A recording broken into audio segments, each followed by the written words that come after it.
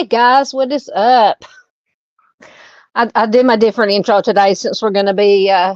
This is usually a serious channel for anybody new who might be tuning in tonight to see what we're all about. We're usually very, serious. This is a true crime channel. We usually cover, missing persons, cold cases, things of that nature. But tonight we needed a little break, or I needed. I know a lot of us did. I know I needed a little break from all the serious stuff. So we're going to have a little fun tonight talking about some conspiracy theories and mysteries, because I changed the name to, I think, Conspiracy Theories and Mysteries. And who knows, it may devolve into something completely different. You never know. But that's okay. That's what these kind of lives are for. Anyway, so fair warning, once again, for anybody new, we may get a little bit or a lot silly tonight. So just be prepared. But we need, we need a break sometimes and need to have a little fun, have a little laugh, and just look at some different kind of stuff. And tonight, for me, after these last couple of weeks working and such, it's I need a break. Need a break. But anyway, let's see who is here. Miss Doodle checked in. She's got her tinfoil hat and she is ready. Yes, I love. Let me find it. I downloaded so many pictures. Where are all my pictures? Going the wrong way. Oh, let me change the layout so it won't cover me up. Is this it? Yep, everybody get your tinfoil hats. This is Hecklefish. If anybody's ever watched the Y Files YouTube channel, which I love watching. I love watching that channel. Anyway, so this is Hecklefish. And then Hecklefish always has his tinfoil hat on his bowl there. So anyway, everything jumped on me. So Miss Doodle was in first, checked in first. Arctic's here. He checked in. Hello, buddy. Good to see you. Yeah, Chris told me he's going to be taking a break from live streams today. That is fine. I totally understand that. Oh, there's Miss Doodle again. She's still tinfoiled up. Oh, goodness. Thank you, Doodles, getting links in. There's Arctic's link. True Crime Web. Oh, my goodness. Please check out Mr. Steve. And let me, when I got off the live stream last night, because I noticed during the live stream that Miss Doodle had sent me something on Facebook Messenger. And we've been talking about we needed some kind of like a bat signal to summon Mr. Steve. So, and I can't lie, when I looked at this last night, when I opened it up and looked at it, I can neither confirm nor deny that I may have tooted a little bit and peed myself a little bit laughing so hard. But this is what apparently Miss Doodle has come up with for the Mr. Steve signal, is what we're going to call it. Let me take the comment down so you can see all of it. Apparently, this is the Mr. Steve signal. I love it. It is fantastic. It's one of the best things I've seen in a long time. So we've got, I'm assuming, the Mr. Steve and Bigfoot hybrid, because Mr. Steve himself pointed out that neither a Mr. Steve sighting or a Bigfoot sighting happens at the same time in the same place. So we got the moon, we got a little bit of a bat signal, and then we got some waffles down there, because I mentioned, maybe if we put a Waffle House logo up there, it may summon Mr. Steve. So I'll leave it up there for a little bit and see if it works. We'll see if it works. But I thank Doodle so much for that. That is just hilarious. I love it. I love it. Oh, goodness. I told you we were going to be silly tonight. Silly. And by the way, while I'm going through and catching up on welcoming everybody in, if there's any conspiracy theories, mysteries, whatever that you want to talk about tonight, just put them in the chat and I'll go through and I'll star them, and we'll fire up the Google machine and see what we can come up with, see what rabbit holes we can go down. I'm sure we can find a lot. See who else is here. Miss Barb is here. Hello, Miss Barb. Always good to see Miss Barbara. Yep, she said Doodle was number one tonight. Oh, Junior checked in. He said Richard Allen was framed. I'm not touching that with a 10-foot pole. Oh goodness. Miss Paula is here, but it's good to see Junior as always. We love having Junior here. We love having Miss Paula here. Welcome, welcome, welcome. It is nice to see you too, ma'am. And there is, thank you, Doodle. There is Miss Paula's link to her channel. Ooh, that sounds good. Junior says he's having a late supper. Stuffed. I love stuffed peppers. Oh, my grandma made the best stuffed peppers. Stuffed peppers and mashed potatoes and corn. That sounds like a winner to me. Sounds good. He said all he's had is a banana nut muffin, so he's starving. I like some banana nut muffins too. They are good. Thank you, Junior. He said he liked the new opening. Yeah, I just used that on our. I didn't want to use the serious one, my normal one. So I used broke out. I usually use that one when we do just like a Southern Gal After Dark for fun live stream. So I decided to do that one. Use that one tonight since we were not going to be as serious as we usually are. There's Miss Farr. Hello, ma'am. Good to see you. Always good to see Miss Farr. Get caught up. Miss Farr is added again. She gifted one Southern Gal True Crime membership. Thank you so much, ma'am. So we get to put a cow in the pasture.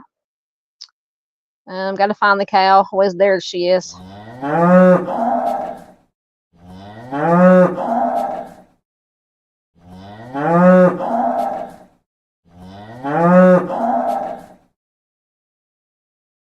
I had it on a loop. But thank you, Miss Farr, so much. Very much appreciated. You guys can tell me. It should show on the YouTube chat side who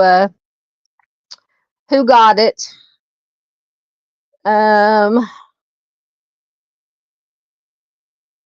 Yep, Doodle says, here's Mr. Steve and could be Batman or Bigfoot.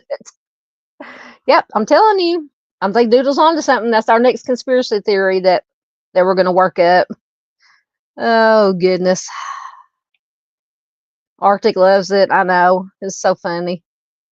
Oh. Doodle says he has been spotted at the Waffle House, but always rescuing folks, but we never have seen them all in the same place. That is true. That is true. Yep, everybody loves it. I'm telling you, I love it. Hey, Romero. Good to see you. So just popped in to say what's up and watch for a minute. How's everyone? We're doing good. Hope you're doing well, sir. Just having a little fun tonight. Hey, Chico's Corrupt Chronicles. Good to see you. Lovely to see you here. Like I said, we're taking a break. Not as serious as we usually are. Gonna have a little fun, but please check out Chico's Corrupt Chronicles. Good stuff. Good stuff.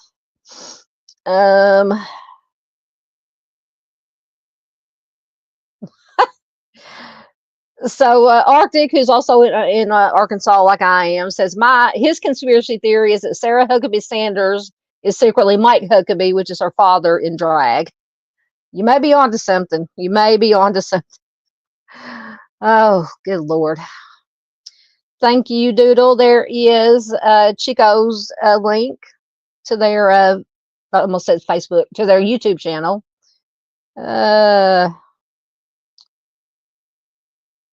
Let's get caught up.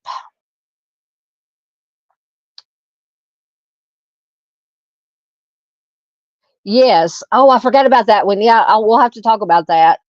Yeah, there's a conspiracy that Paul McCartney got killed, wasn't in a car crash or something way back when, and they found a look-alike because it's when the Beatles were first getting big, and they didn't want to ruin the cash cow, the money, and so they found a stand-in look-alike for Paul.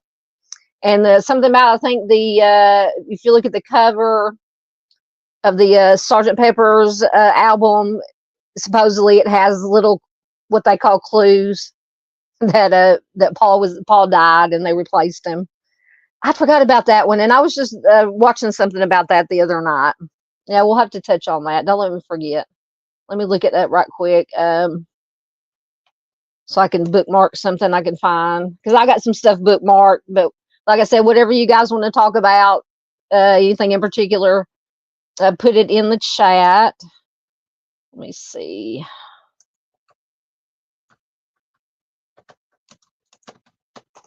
See what I can find. Okay, of course, a good old Wikipedia. I'll probably use Wikipedia a lot tonight. So let me bookmark that so I won't forget. And let me star that comment so I will not forget. That's a good one, Junior. That's a good one. There's JP, our good friend. I'm sure JP's got a conspiracy theory or a mystery or two that he could recommend. Yes, we love the cow. Everybody loves the cow. Thank you, Miss Doodle. There is JP's link. And he is under the John Paul Hansen Music Original pseudonym tonight. He could change midstream. Yeah, that was one of the things too. Artie says he remembers that one did not start because he was barefoot on the Abbey Road album. Yeah, I think that has something to do with it. Wasn't he like the only one that was barefoot or something? Yeah, we'll look at it. I found it. It came up on Wikipedia.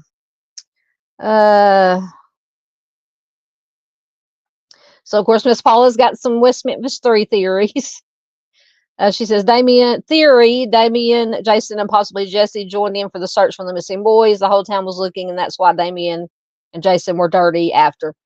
Possibility, yeah, because there was someone, the family that was riding in the car, that saw possibly Damien and possibly not Jesse, Jason, because he had long hair. But then some people say it could have been Dominique because she had long hair and they just saw him from the back.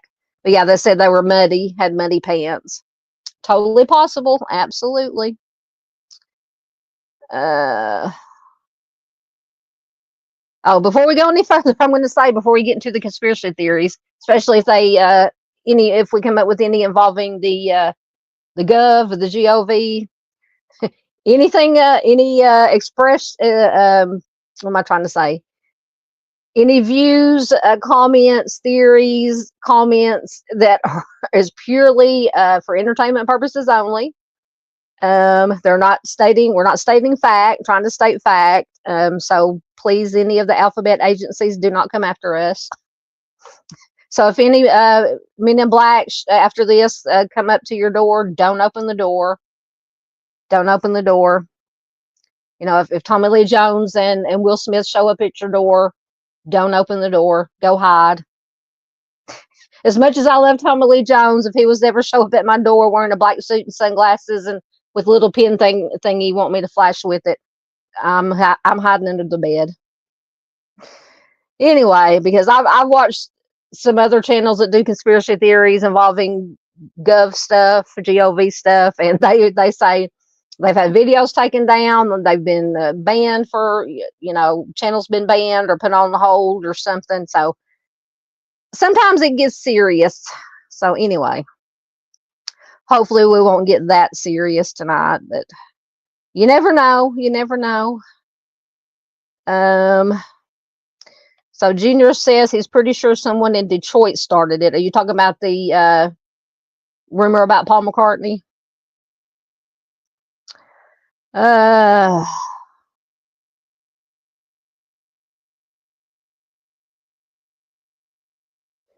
Chico says, wait, what is the topic tonight? Anything and everything. Conspiracy theories, mysteries, whatever. It could devolve into a whole different thing. But they say, wait, what is the topic tonight? Because I know one of the can't talk. West Memphis 3 families, and I'm telling y'all now, I think one of the dads did it. Yeah, there's that has been going around. Absolutely. Doodle says Elvis never left the building. That's another one that Elvis is, that Paul McCartney is dead. Elvis is not dead.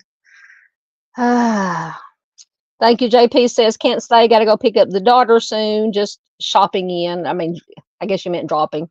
Excellent, excellent. Enjoy your father-daughter time. Yes, definitely stay safe. Yeah, I forgot Chico is in Memphis, right? Because if you didn't see, Chico posted something that happened in Memphis regarding a police car that apparently crashed and ended up upside down in a parking lot. This is why, and I commented on it. I said, this, stuff like this is why I don't go to Memphis anymore, because I'm only like an hour and a half down the road from Memphis. It's just craziness. Anyway, yeah, that's the general consensus around here too, Junior, for the most part. Yeah, Junior says, or Arctic says, don't forget Mama Cash choked to death on a ham sandwich. Yeah. Yep. Barbara says Elvis is still alive. I love me some Elvis. Love me some Elvis. So Chico, going back to the West Memphis Three, said, I went to school with their daughter when they moved to Memphis after his death. Long story short, he did not like me, and the feeling was mutual. I was a kid during that time. Interesting. Chico, I'm going to invite Chico to come join me one night when we're talking about West Memphis 3 and get that story. Because, we're always talking about West Memphis 3. Absolutely. So Doodle is going to start lies tonight, apparently. That is true. Doodle says, whatever you do not put Will Smith's wife's name in your mouth. That's right. You'll get the crap slapped. Like, who is it? Was it Chris Rock that he slapped? That was just the craziest thing. Oh my God. Oh goodness. Paula says, as long as Will Smith is shirtless. Yeah, I do have a slideshow prepared, just on the, just with some really crazy weird stuff that had come in that I found on, I think it was BuzzFeed.com's like 18 conspiracies. The links are in the description. It's like 18 conspiracies that will creep you out. And some of them, and they come from people send them in, and they made like an article, a list of them, and people have come up with the craziest shit. I'm telling you. But yeah, I have JFK is on the slideshow. I think that's probably, I would say, the biggest conspiracy theory, which I don't think is, in my opinion, is maybe not so much a conspiracy, that the GOV and some of the politicians had something to do with that. Just purely speculation. Once again, any of the alphabet agencies do not come after us. Oh, goodness. Wait, I've not heard that. So Doodle says, and Clint Black is Roy Rogers' son. Are you lying again? Junior says he saw Elvis on New Year's. Were you hitting the bottle a little bit, or was it an Elvis impersonator? Yeah, Doodle says she's full of it. No, don't behave. This is not a night for behaving. This is a fun night. I can't talk. Maybe I've been hitting the bottle. I haven't. All I have in my cup is my sweet tea. So Chico says, I normally don't even say stuff like that, but that encounter with him, or that encounter him and I had at their house, you couldn't pay me to be around him. I will take your word for it. Yeah, I don't know which one you're talking about. If you're talking about Hobbs or crap, the other one's just slipped out of my head. To me, both of them have the creepy factor. Far says Elvis is in Australia. And that reminds me, speaking of Australia, let me take down the Mr. Steve signal for a second. But here, a few live streams back, Lisa Joe has sent me, I don't even know what she was talking about. Talking about something, having trouble with somebody, trolls on Facebook or something. And she mentioned, what was it called? The drop a bear. And that night she had sent me a picture of it in Facebook Messenger, and then I just now got, when I was looking for Far's picture here, I was trying to get caught up on all my Facebook messages, and I found that picture she sent me. And so apparently it is from Australia, so Miss Far might know something about it. And let me take the comment down right quick so I can read it. But this is one of the creepiest things I have ever seen. So according to wherever Lisa got this from, a drop bear is a fictional creature. The drop bear is a hoax in contemporary Australian folklore featuring a predatory, carnivorous version of the koala. And I love koalas. Koalas are so cute. But this thing right here gave me nightmares. So this imaginary animal is commonly spoken about in tall tales designed to scare tourists. Well, that's a great way to get people to want to visit Australia.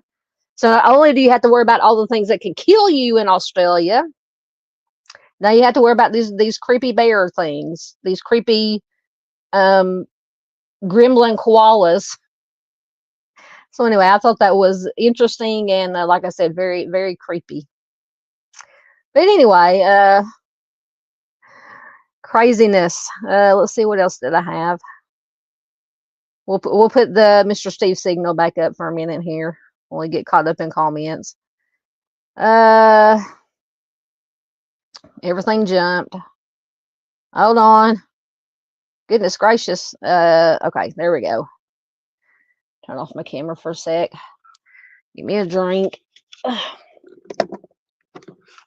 Afraid the lid is going to come off.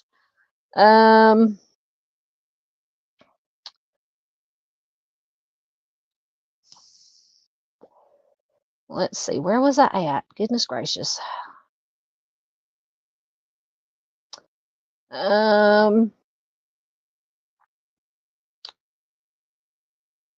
Okay, I did go back too far. Okay, so that's where, oh, there we go. So that's when, as far said, Elvis is in Australia. Doodle wants to know if Elvis is in Far's basement. Far is pleading the fifth. She can neither confirm nor deny. Hey, Mustang, good to see you. Good to see you, hon. We're just being crazy tonight. Oh, goodness. Yes, I remember that. Chico says, remember when they tried to steal Graceland? Yes, I remember that. But I think they managed to get that all straightened out, and it stayed in the family as far as I know. But yeah, I remember that story. Hold on, let me mark that. Dadgummit. There we go. Okay. Far says she remembers something like that. Yeah, I can't remember who it was at some company or somebody, something. Was trying to steal it right out from under. Junior says Elvis was seen in Kalamazoo, Michigan at a Burger King. Doodle's grabbing her waders. She's good now. She says she's telling me all lies. I wouldn't expect anything less. As Barb says, she likes Burger King. Should have known that Elvis likes it too. Yes, that's what it was. So Chico says they tried to say that Priscilla took a loan through the whatever company it was with Graceland on the line. The problem was she could not do it because it's in Lisa Marie's name, and they tried to pull a fast one. Absolutely, that's it. That is it. That was crazy. Yeah, that was all over the news where I'm at. Like I said, I'm so close. I'm fairly close to Memphis. So yeah. Yeah, Miss Paula says Hobbs for sure is creepy. He is one of my suspects. Also possible that David Jacoby had nothing to do with it. Okay, Doodle says that is the troll leader. Are you talking let me find it again. This thing, the drop bear, that's the troll leader. Oh goodness. I was thinking it had something to do with trolls. Yep. Miss Barbara said Elvis gets around. Well, she said evils get around. Did you mean Elvis? Yeah, I think Elvis got around before he died too. Oh, that was horrible. That was horrible. I shouldn't have said that. Chico says the only one I can say for sure is Hobbs. Never been around the other. Can't speak to him. Absolutely, yeah. Because John Mark Myers, that's who I was talking about. Yeah, he passed away. I think he got killed. Was it a car crash? I believe. Yes. See, that's what I'm saying. There's so many things in nothing against Australia, but there's so many things in Australia that will kill you. Arctic says, no offense, far, but I'm staying away from any country with wolf spiders the size of chihuahuas. Amen, brother. Oh goodness, I'm just gonna leave that right there. Jeez. I like Burger King. It's not my favorite one, but I do like some Burger King. But unfortunately, the Burger King, we have one in the next town over, and it sucks. It sucks. The service sucks. The food sucks. So I'm disappointed. So if I want to go have good Burger King, I have to go to like Cabot and get good Burger King.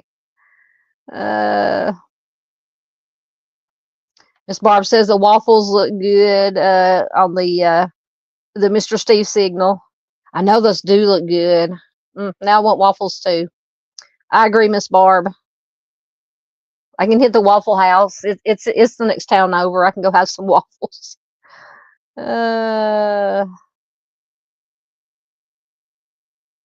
Let's see.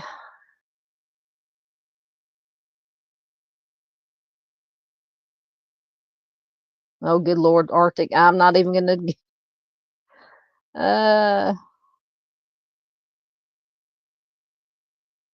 Yeah, I agree. Paula says John Mark Byers was the best part of Paradise Lost. He was entertaining. Yeah, I think he was putting on a show, and I think the ones that did the documentary encouraged him to put on the show. She says, I do believe that his tears were real and that he did love his stepson and adoptive son too. Yeah. She says, I won't go into my theory about him.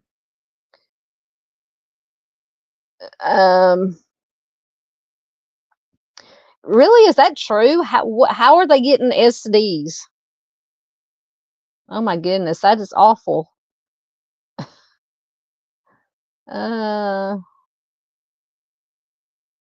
Yep. Going back to Graceland, Chico said that was our major news for a week, but residents were pissed because we feel it should stay with the family. I absolutely agree. And I think I toured Graceland twice. Once when I was still in school, grade school, and then we went back over there a few years later. It's very interesting, very beautiful place, very beautiful. Hello, Miss Louise is here. Hello, welcome. If you just come in, we're having a chill night tonight. We'll talk about some conspiracies, some mysteries, or whatever. Waffle House, whatever comes up. Who knows what we'll delve into. You guys are lively again tonight. I like it. Oh, backyard burgers are good. Chico says I don't like fast food burgers unless it's backyard, which they've all closed. I can't read tonight. Which they've closed all but one here, or Five Guys. Either that, or other than that, I eat burgers at home. She'll tear up some chicken nuggets. Oh, I can too. I will tear up some chicken nuggets. We have David's. I like David's burgers. There's one in North Little Rock that we eat at. So good. Well, you would think so, but apparently, I don't know if the management that they have at the one that's close to here, but the service is horrible. The food tastes like crap. So we don't eat there I think it's been open over there for a few years. And I think we've maybe eaten there 3 times. All 3 times it was horrible. Uh-oh. Arctic said he had his cheat day yesterday. Yeah, didn't last night you said you had pizza, which we had pizza last night too, and then I had leftover pizza for supper when I got home from work. So Arctic's having no fast food or processed foods for at least a week. Oh man. It'll be hard. Oh, goodness. Bless your heart, Louise. She said, I can't eat. I just had my wisdom teeth removed yesterday. Bless your heart, ma'am. Thank God I never had to have mine out. Oh, there's Lisa Joe. She heard us. Her ears were burning. I was showing the picture of, let me put it back up for a minute. This creepy, evil looking thing that you sent me a while back. The drop bear. Lisa says, just got done with retrievers test for the day. Another day full of them tomorrow. Oh, goodness. She's with the doggies. I hope you're doing well tonight, Miss Lisa Joe. Louis says a chill night sounds wonderful. Yeah, sometimes we just have to take a break from the serious stuff, which we usually do, which is the purpose of the channel. But sometimes we just got to have a break and have a little fun, take a look at some different stuff. Hopefully none of us will end up disappearing.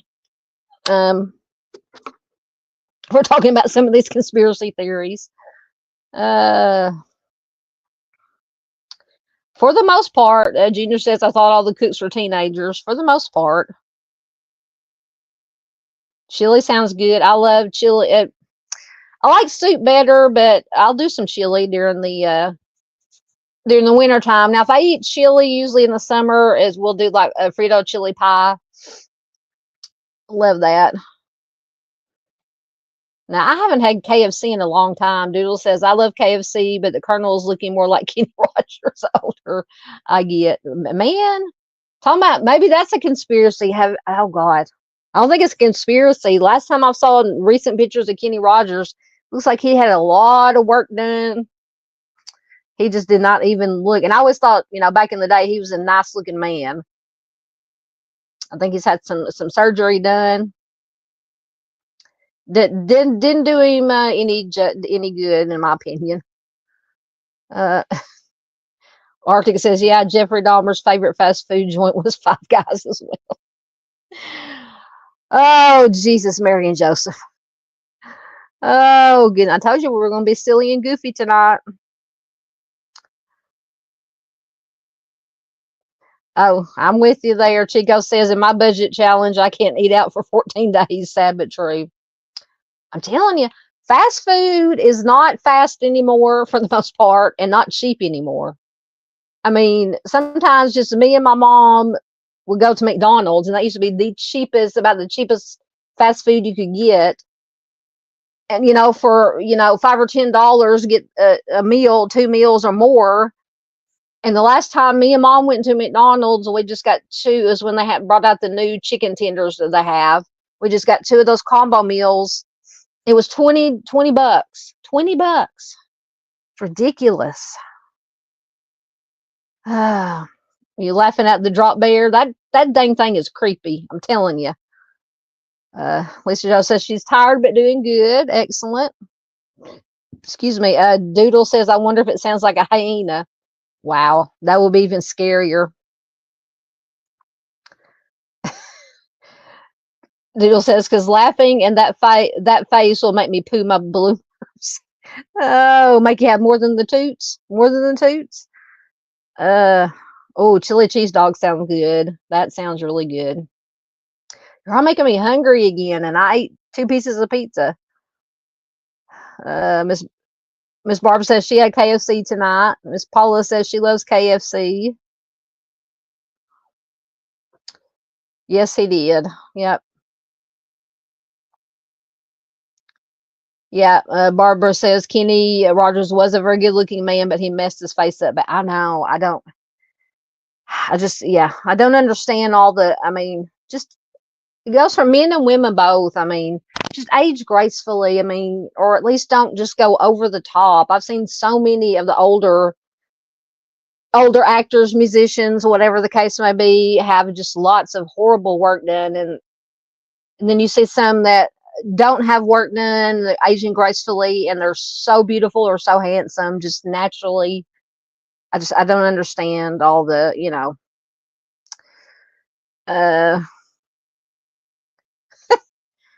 Doodle says, well, so we know the KFC breasts are always big. Dolly Parton was the inspiration.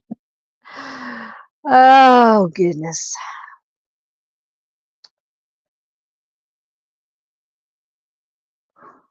Yeah, yeah. Their combo meals used to be, I don't know what, maybe five. They used to have the $5 menu or $3 menu. They don't even have that anymore. Yeah, you could just get a combo meal for like $5. It's ridiculous. So Miss Lisa Jones reporting, happy to report that Fever, which is one of her doggies, has not given her the cold shoulder since that last show.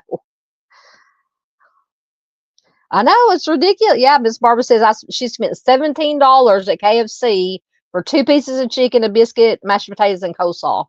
I'm telling you, it's ridiculous. Ridiculous. Miss Paula says she had Clark's American Bistro tonight, Philly cheesesteak, no veggies with chips and Diet Pepsi. That sounds good. That sounds good.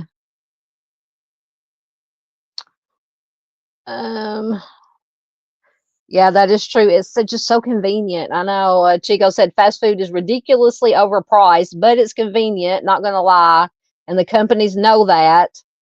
Don't get it delivered either. You're paying double. Absolutely, absolutely. Yeah. See, they know we're the sheep that follow. Like you said, it's convenient. Uh, the restaurants or the fast food restaurants know that no matter what the price is, we're going to stop in and get it. It's a never ending cycle.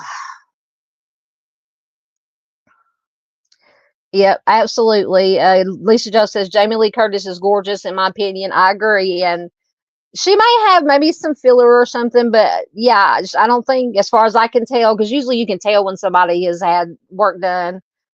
But it doesn't look like that she's had a lot of work done, and just from interviews I've seen with her, she is against, pretty much against that kind of thing, or at least for herself.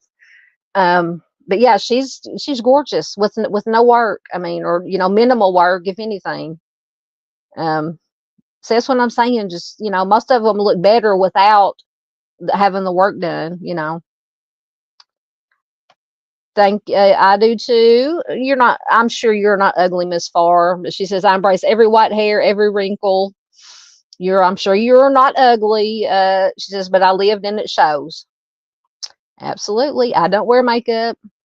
I haven't worn makeup in probably 30 years. I don't dye my hair. I used to dye my hair, but now you can see the gray hair. But I don't care. I don't care. As Paula says, I'm assuming you're talking about Jamie Lee Curtis. She's going to be Jessica Fletcher in a reboot movie. That you have to remind me what that is. That name sounds familiar. Jessica Fletcher. Are you being a little bit sarcastic there, Miss Lisa Joe? Hey, Ron Logan. Welcome, welcome. Good to see you.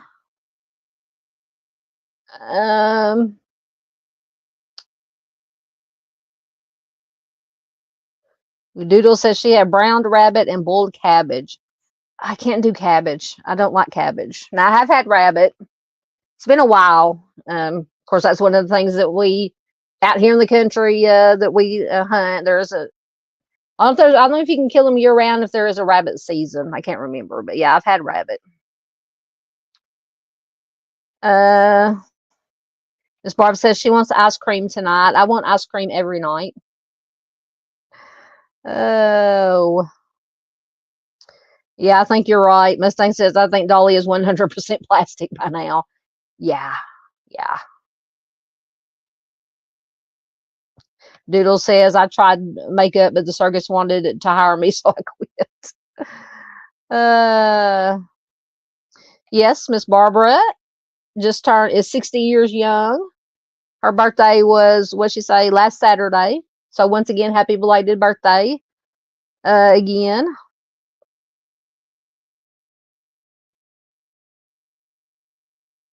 Oh, goodness. Arctic says, I don't trust Jamie Lee Curtis ever since she told me or sold me Activia yogurt, and I ended up bringing in New Year's on the toilet. I used to eat yogurt all the time. I never ate the Activia. I just ate the regular cheap yogurt. Oh, yeah, okay. Murder, She Wrote. Okay, gotcha. Gotcha. So is it going to be a TV or are they doing a movie? So she's going to play Jessica. Interesting.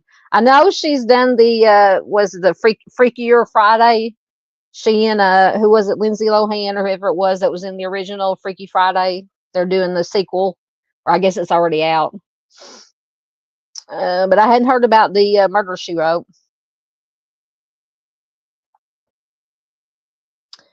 Absolutely. Chico says, I call people ugly on what's based on the inside, not the outside. I've seen some of the prettiest people be the ugliest person I ever met. Amen. You are 100% on the hit the nail on the head with that. Absolutely. I agree. Yep. I agree. Junior said he had rabbit once, didn't like it. Yeah, it's a little gamey tasting for me. And deer, of course, deer's big around here. Depends. It has to be, for me to eat a lot of deer meat, it has to be cooked right. Now I do like deer chili, but if it's just like fried steaks or whatever, it has to be cooked right, or it's tough. It's rubbery, chewy. Yep. Miss Louise says, happy belated birthday to Miss Barbara.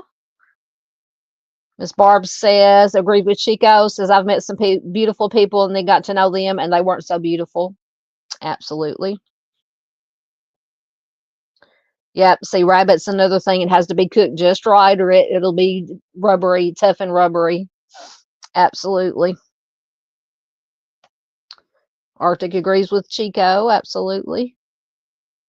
And Miss Paula says I think it might be a TV movie. I'm not quite sure. I think it will be a prequel to the series. Excellent. I'm gonna have to look out for that. Junior says he tried deer once and didn't like it either. Yeah, like I said, it has to be cooked the right way. Yep, so good in every kind of meat that we eat. Well, I don't say every, like chicken. Maybe not pork, but definitely any kind of wild game like deer, rabbit, squirrel. Yeah, everything's soaked in milk overnight. It helps tenderize it. Arctica says he loves deer jerky. I've never tried deer jerky. I don't eat jerky of any kind really. So, oh, Miss Barbara's going to be listening. She cannot control her ice cream craving any longer. Enjoy your ice cream, Miss Barb. I would love to have some ice cream, but my lactose intolerance, I couldn't handle it. I'd be like Arctic said earlier about being how he spent his New Year's Eve after eating something. Oh, the Activia yogurt. All right. I think I'm caught up. So let me mark there. Let me look at my starred comments.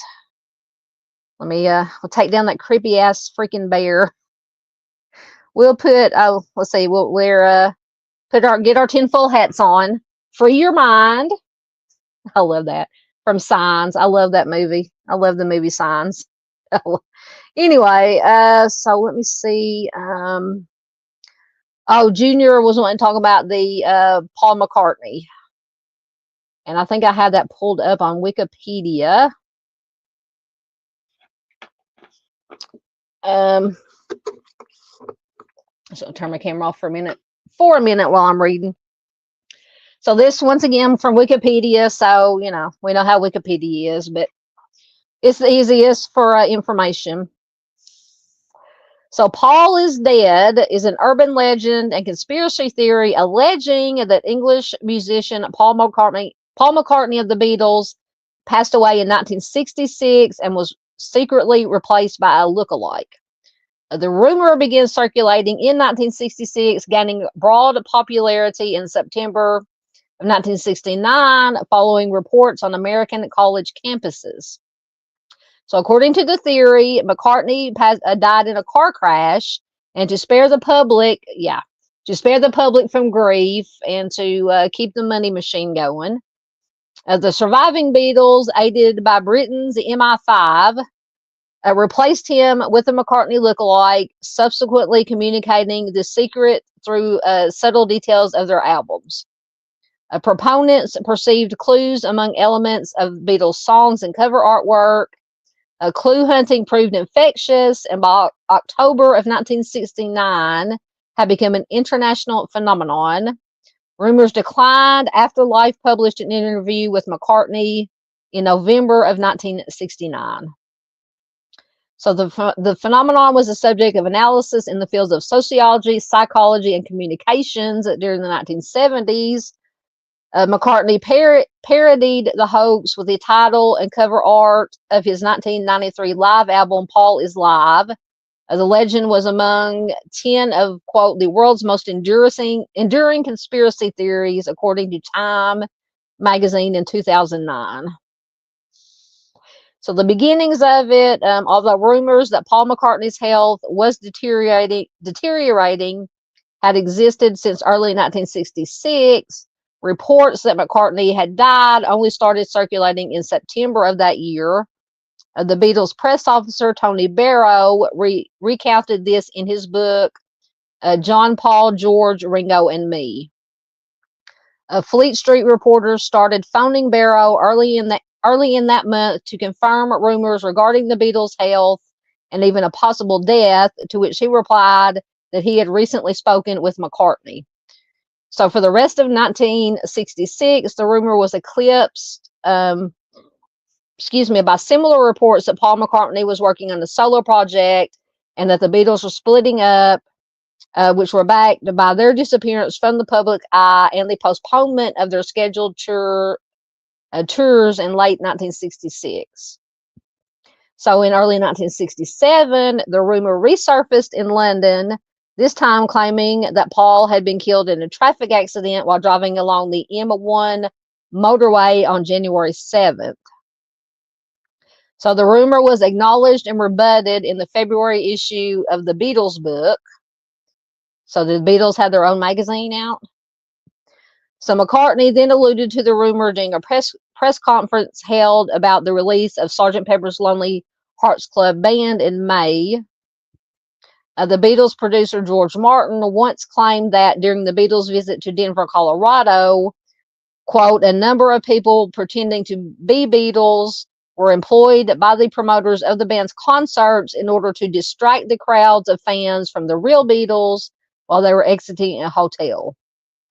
So according to journalist Maureen O'Grady, who wrote about it in the May 1966 issue of Rave magazine, such a tactic was used when the Beatles first played in Baltimore in 1964. As a result, stories began to circulate that the Beatles had sent 4 lookalikes to perform on stage during one of their American tours. Both Paul McCartney and George Harrison later refuted these claims. Despite the Beatles dismissing such accusations, they soon began accompanying the notion that McCartney had died. By late 1967, it was further stated that the Beatles had covered up his death by employing a Paul McCartney impersonator to stand in for him. And I have, I can't remember what the guy's name was that they supposedly found, that was supposedly the lookalike that they put in, but this guy, I can't, maybe they'll tell in here what he did look a whole lot. He could have been a Paul McCartney impersonator, like an Elvis impersonator. He looked a whole lot like Paul McCartney. So I lost my place. So by late 1967, it was further stated that the Beatles had covered up his death by employing the lookalike or the impersonator to stand in for him. For example, journalist Jay Marks was attending McCartney's engagement party in 1967 when a friend of the band told him that McCartney had been replaced. By the mid-1960s, the Beatles were known for sometimes including backmasking in their music, which backmasking is if you play it backwards, it's supposed to have some kind of hidden message. Backmasking the whole back in the 80s when the Tipper Gore with the PMRC, Parents Music Resource Center, trying to protect all us kids from bad music, said that a lot of these metal bands and heavy metal bands had satanic messages. If you played their music backwards, it had satanic messages in it and all that bull crap. Anyway, lost my place again. So the Beatles were known for sometimes including backmasking in their music. Analyzing their lyrics for hidden meaning had also become a popular trend in the U.S. In November of 1968. Their self-titled double LP, also known as the White Album, was released, containing the track Glass Onion. John Lennon wrote the song in response to what he said was gobbledygook said about Sgt. Pepper. In a later interview, he said that he was purposely confusing listeners with lines such as the walrus was Paul, and that's one of the things, along with the supposedly hidden clues on the cover of the Sgt. Pepper's album. So that was a reference to his song I'm the Walrus from the 1967 album Magical Mystery Tour. On the September 17th of 1969, Tim Harper, things keep popping up, an editor of the Drake Times-Delphic, which is the student newspaper of Drake University in Des Moines, Iowa, published an article titled, Is Beatle Paul McCartney Dead? The article addressed a rumor being circulated on campus that cited clues from recent Beatles albums, including a message interpreted as, quote, turn me on, dead man, heard when the White Album track Revolution 9 is played backwards. Also referenced was the back cover of Sgt. Pepper, where every Beatle except Paul is photographed facing the viewer. He is wearing a black badge, which appears to read OPD, which they say stands for officially pronounced dead. In reality, this badge read OPP. Now that stupid OPP song is going to be my song in my mind, which stands for Ontario Provincial Police. So on the front cover, Ringo Starr in a suit looks at the flowered grave, mourning, and McCartney in a suit puts his hand on his shoulder. Ringo looks sadly down at a tomb shaped like a P with four strings looking like a bass. Paul, we know Paul played the bass. The front cover of the Magical Mystery Tour depicts one unidentified band member in a differently colored suit from the other three. According to music journalist Merrill Noden, Harper's Drake Times-Delphic was the first to publish an article on the Paul is dead theory. Harper later said that it had become the subject of discussion among students at the start of the new academic year. He added, a lot of us, because of Vietnam and the so-called establishment, were ready, willing, and able to believe just about any sort of conspiracy.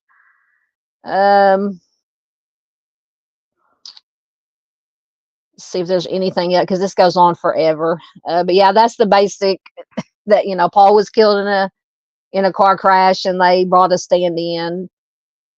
Once again, their explanation was so the public wouldn't grieve. No, if this were to somehow even be, remotely have a chance of being true, my opinion, it would be because they know they would have lost all that money.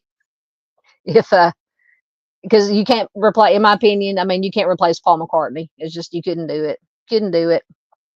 And I got to see actually Paul McCartney when he did a few years ago, his solo tour. He came to Little Rock. But anyway, so yeah, that's the gist of the Paul is dead. Let's see if there's anything else.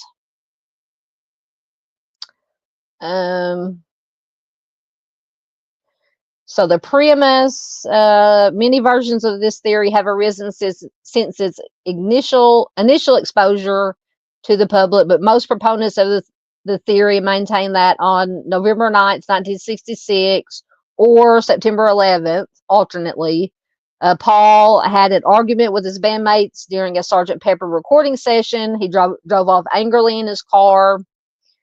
Then he was distracted by a meter maid, apparently. He failed to notice that the traffic light had changed. He crashed, was decapitated.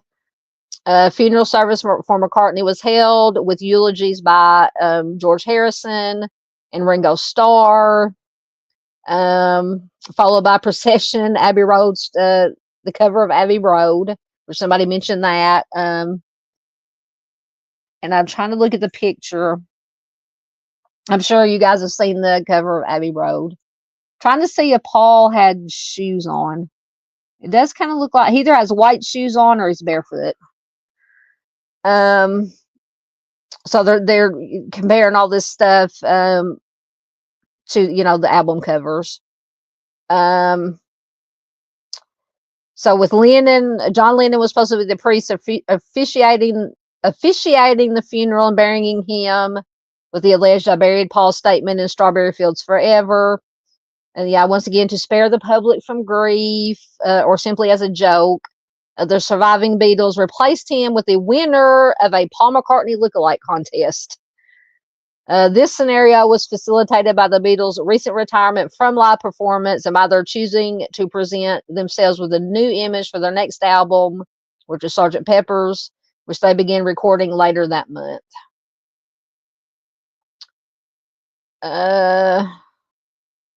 Okay, so William Campbell was the name of the supposedly the one that I've seen pictures of. He does look a lot like him.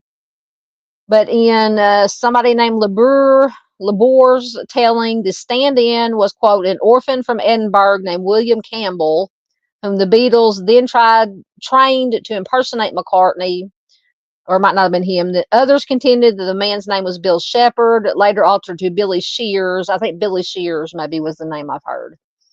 And the replacement was instigated by Britain's MI5 out of concern for severe distress that McCartney's death would cause the Beatles audience. Now, I made fun of that, but Beatles fans are some, back then and still are some of the, I'm not going to say crazy, but the most devoted fans. I mean, I'm a Beatles fan. I like the Beatles, but I'm not like obsessed with them. There are some that are obsessed. So that probably, if Paul really, or any of them, but especially Paul, I think would really have passed away, I think some people would have had there would have been some problems with some fans. So in this latter telling, the surviving Beatles were said to be racked with guilt over their actions and therefore left messages in their music and album artwork to communicate the truth to their fans.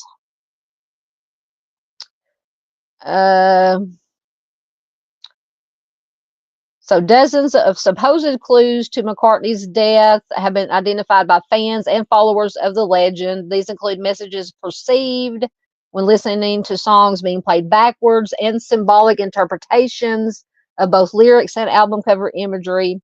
Two frequently cited examples are the suggestion that the words "I buried Paul" are spoken by John Lennon in the final section of Strawberry Fields Forever, which the Beatles recorded in November and December of 1966.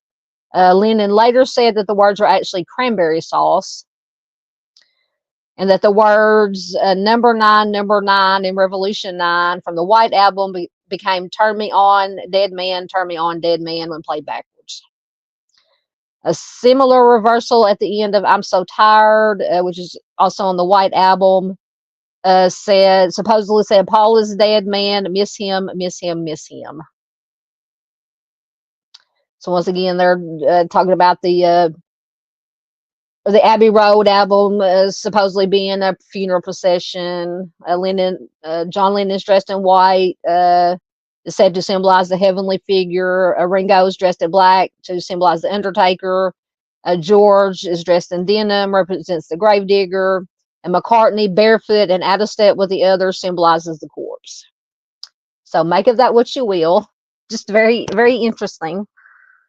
So that is let me finish this part and then we'll move on.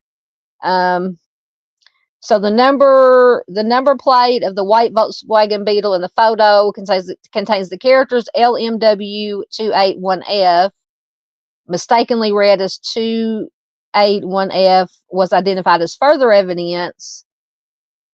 It says 281F McCartney's age if he had still been alive, although he was 27 when the album was recorded and released. While LMW stood for Linda McCartney Weeps, or Linda McCartney Widow, although McCartney and the then Linda Eastman had not yet married, or not yet met even, in 1966, which is the year of his alleged death. And that the left-handed McCartney held a cigarette in his right hand was also said to support the idea that he was an imposter. So, thank you, Junior, for bringing that up. I forgot about that. Even though, like I said, just not too long ago, I had watched something about that. Oh, people will come up with so many things. Oh, I was on the wrong. Hold on.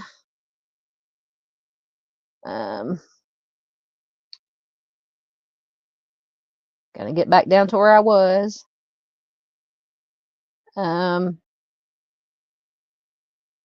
Holy moly, lots of comments popped up. Hold on.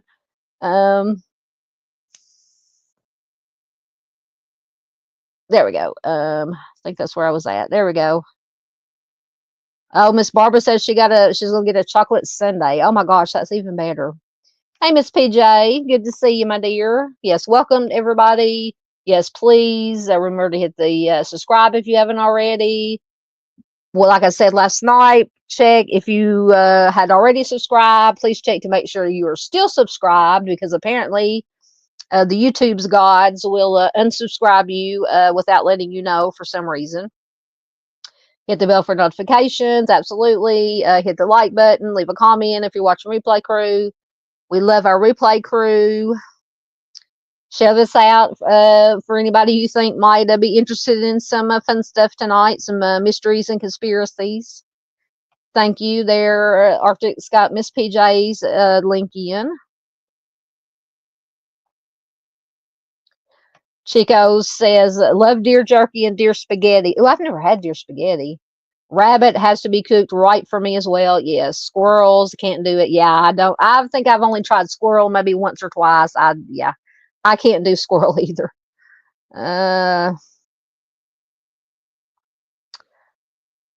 Mustang says, free your mind and the rest will follow. Absolutely. And that, just looking at that picture, I need to watch. It's been so long since I watched Signs. I love that movie. I need to watch it. See if I can find it streaming on a service that I have or free somewhere. Oh yeah. But Doodle says squirrel is great if browned on both sides in a few hours in the crock pot. Oh God, crock pot is one of the best inventions ever made. I'm telling you. It's quick, it's easy. You just throw whatever in there, let it cook. You don't have to worry about it. I love stuff in the crock pot. Browned in butter.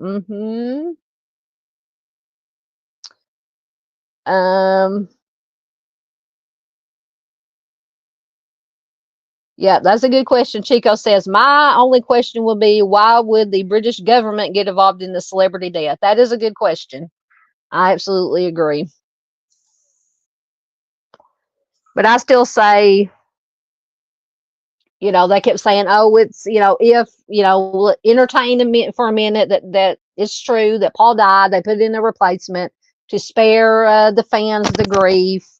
Nah, in my opinion, which, like I said, they do have some very energetic, devout fans that probably would, jump off a bridge or something. But yeah, it would be, to my opinion, it would be to keep that money rolling in. Keep the money rolling in. Oh, see, now Junior's went and got ice cream. Jeez, y'all. Oh, I would take garden tomatoes over ice cream. Doodle says, I'm having garden tomatoes now, pretending it's ice cream. Nothing better than some fresh, out of the garden tomatoes. Pick it, maybe chill it a little bit, maybe not. Slice it up, put a little dab of salt on it. Just eat it. I could make a meal out of it.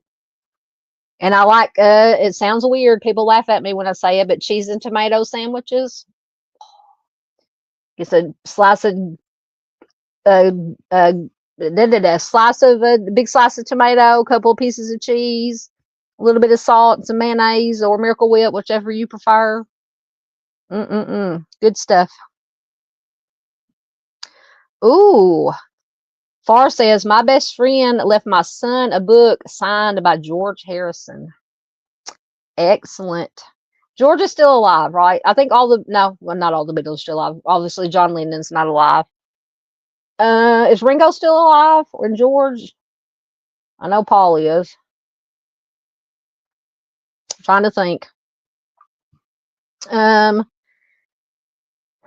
Like I said, obviously John Lennon, and that's another one of the, I think, one of the conspiracies that I have on in my slideshow, if we get to it. Lots of conspiracies about who killed John Lennon and why. Are you talking about the tinfoil hats? Doodle says, looks like that should be one of my family photos.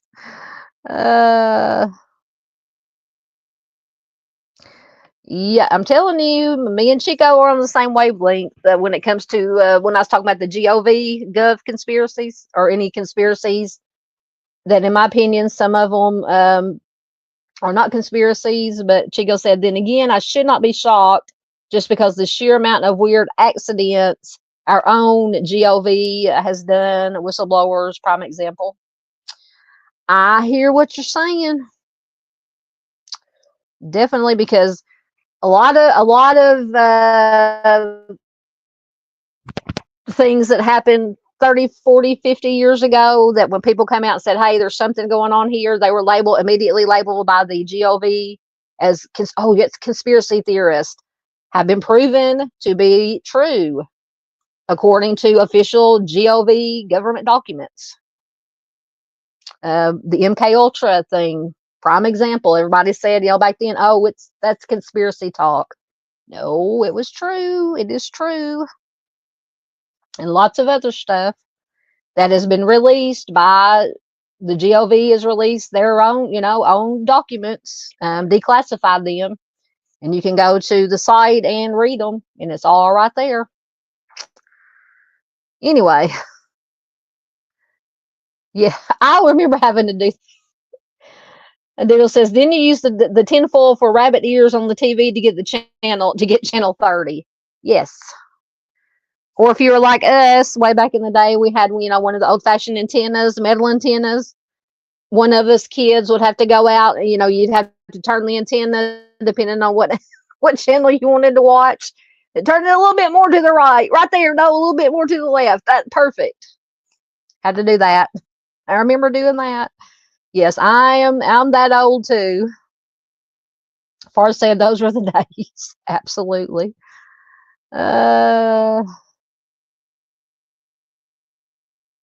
Yes, that song is going through my head now. See, PJ knows. I'm down with OPP. Y'all don't want me to start singing or trying to rap or whatever. I like that song though, but every time somebody mentions it, it gets stuck in my head. And usually it's Romero when he comes in. He says, it's me again. It's me. See, there goes Chico. Got it stuck in my head. Are you down with OPP? Yeah, there we go. We're going to be singing. I love it. I love it. Yeah, Doodle says, I don't understand why they parade around deceased famous people for weeks. I mean, my Lord, oh Lordy, have mercy. I know. And it's just, I think there's this conspiracy, I call it a conspiracy coincidence, that they always go in threes. Because just lately, what was the last trio we had? We had Ozzy, Hulk Hogan, and Malcolm Jamal Warner. 3. Just right within. I think Hulk Hogan actually passed away the day after Ozzy died, and then Malcolm Jamal Warner, I think, was after that. They go in threes. Oh goodness. Doodle says they're gone. They don't want to ride around town anymore. Absolutely. Really, they took. Oh my God! And I love James Brown. Chico says, I've never understood it either. For freak's sake, they took James Brown casket on tour, literally. Oh my God. To me, that is so disrespectful. Oh my God. Oh, Junior got to see, or says, I saw Paul McCartney in Wings in 1976 with his wife. His wife Linda was with him playing the organ. Yep. Yep. Yeah, we saw him how many ever years ago. Years ago it's been, he went on tour. He came to Little Rock, and me, who is me, my mom, my brother, baby sister-in-law. I went to see him because she was a huge fan of the Beatles. Of course, he sang his solo stuff, some Wing stuff, of course, some Beatles songs. He sang Blackbird, which is about the Little Rock Nine. Of course, he had to sing that being in Little Rock. So yeah, he was a very, very, one of the best concerts I've ever been to.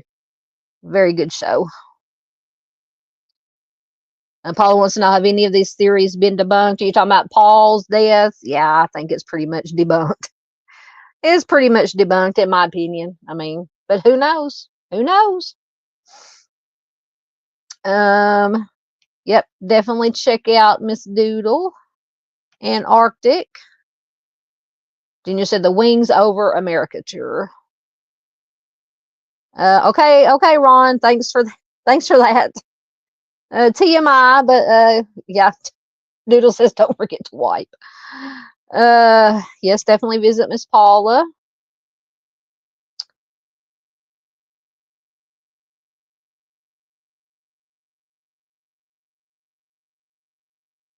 So his family did it. Oh my gosh. So Chico says, going back to James Brown, it was disheartening to see that, and of course the kids got into it. It was just bad, but I don't know what's worse, the family taking his body on tour or the people going to see it. So his own family did it. Oh my gosh, that is horrible. Like I said, that is so. Did they get any money out of it? I mean, was it for money? Was it for why? Why would you do that? I don't understand. Yep, definitely check out Miss PJ's channel. Absolutely. Nope, you're fine. You're fine. Keep on keeping on.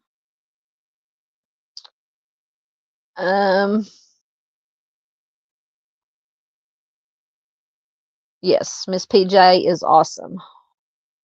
All of you guys are awesome. You're not lazy, Miss Doodle. You and Arctic and Miss PJ are so good at getting the links in for me. I appreciate it. I always forget to tell y'all thank you, but I appreciate it. Thank you. Miss Louise says she just subbed to Miss PJ. Thank you. Thank you. Yep, Mustang is amazing. You all are amazing.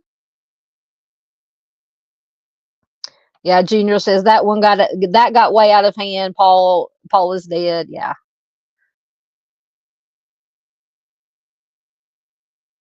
That was super glue. I remember those commercials. Miss PJ said, or Miss Doodle says, y'all remember that tooth glue? I think it was super glue, where they had the guy hanging from a bridge by the hat, the construction worker hat. Or was that super glue? I think it was super glue. Yep. I think it was super glue. I'm not sure, but yeah, I remember that. Oh goodness, you gotta go help Grandma. Artie says, "Oh my God, my grandmother-in-law called this late to let me know her cable is froze. Like I'm driving over there to look at it this late. Just tell her to reset it, restart, turn it off, and turn it back on. It works every time." Oh goodness. Yes, use tinfoil. Use tinfoil. It'll fix it. Oh goodness. Yeah, it was super glue, gorilla glue, some kind of. Yep. Junior says, I think squirrels are so cute. But Junior says, I've got a family of squirrels living in my backyard. I can't imagine killing them. Yeah. And my family, about the only thing my family hunts around here is deer and duck and goose season. Uh, but mostly deer, just to have the, I mean, meat is so expensive, and then deer meat is free. Well, you got to pay, you have to have a license, obviously, but it's cheaper than going and buying beef or any kind of meat at the store these days. Artie says he remembers that commercial about the super glue, crazy glue. Yeah, maybe it was crazy glue.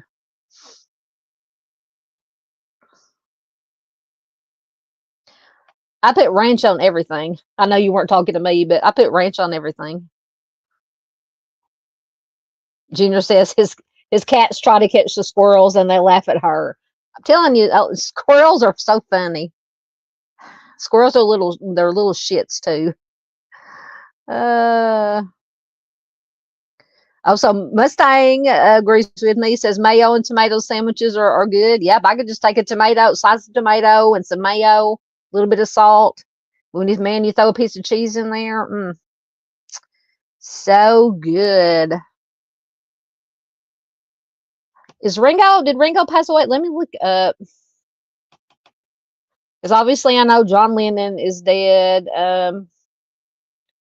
Let me make sure. Nope, I got to go to the right tab. Hold on. Which Beatles are still alive? Okay. So the Paul McCartney and Ringo are the only ones still alive. John Lennon and George Harrison are deceased. So half of the Beatles are still alive. So, of course, obviously I knew John Lennon, but I could not remember about Ringo or George. And obviously I knew Paul McCartney was still alive. Yeah, but John Lennon and George Harrison are deceased. So now we have the answer to that. I can sleep easy tonight knowing that. Oh, see, I would probably be like that too. Miss Doodle says that I miss ranch more than sweets. I have to agree with you there. Miss PJ says ranch is heaven. Absolutely. Yep. Gina already answered. Yep. Paul and Ringo are still alive. Has it been that long? Man. Far says George has passed away, I think, about 20 years ago. PJ says she and conspiracy theorists have great debates.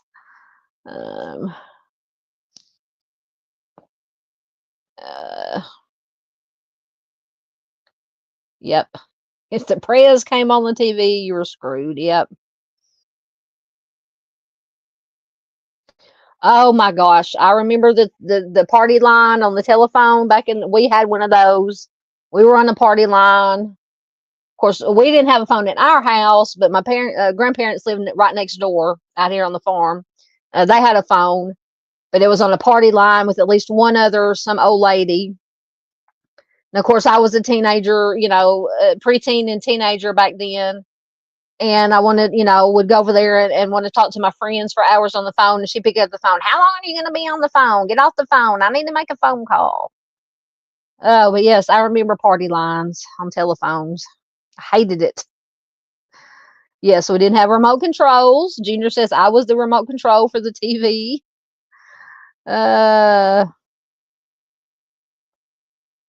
Oh man, Miss Barbara says she got a $4 sundae from Culver's. I've never heard of Culver's. Is that like a chain ice cream place? Reminds me of the $5 shake from was it Pulp Fiction? A $5 shake. Yep. Arctic says Linda McCartney died and Paul married her doppelganger. Junior says he saw James Brown at Disneyland. I love James Brown. Yes, I remember that. Yep. Miss Barbara says, remember them playing the national anthem every night about midnight? That was the sign off, and then you had static or those little multicolored bars and static. No TV after like 10 o'clock or midnight.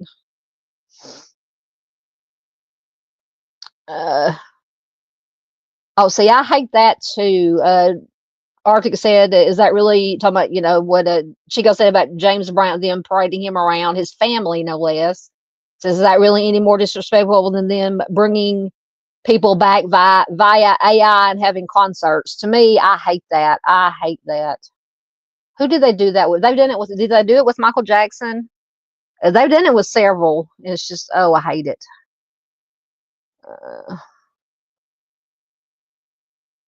Yep, that's the way. Yep.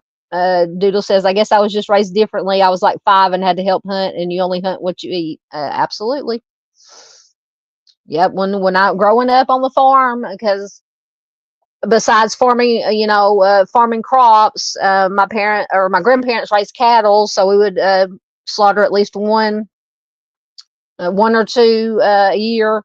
So we'd have that beef, and then deer meat, squirrel meat, rabbit meat, whatever was killed. That was our meat that we ate. So I see what you're saying. See, I can't do fried green tomatoes. My mom loves them. Arctic says he wants a fried green tomato sandwich now. I don't know. I mean, I'll eat them, but they're not my favorites.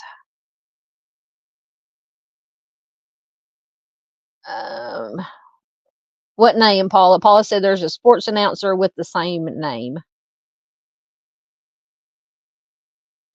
All right, okay, I'm caught up. Let me see what I had bookmarked that anybody mentioned. So we talked about that. We've been talking about the Graceland thing.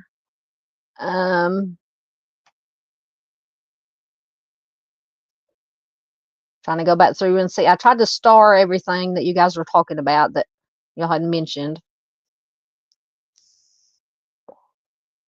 I had some bookmarks. Let me see, which one do I want to do? Oh, so have you guys heard about? Oh shoot, wrong tab. Hold on, let me get the article up.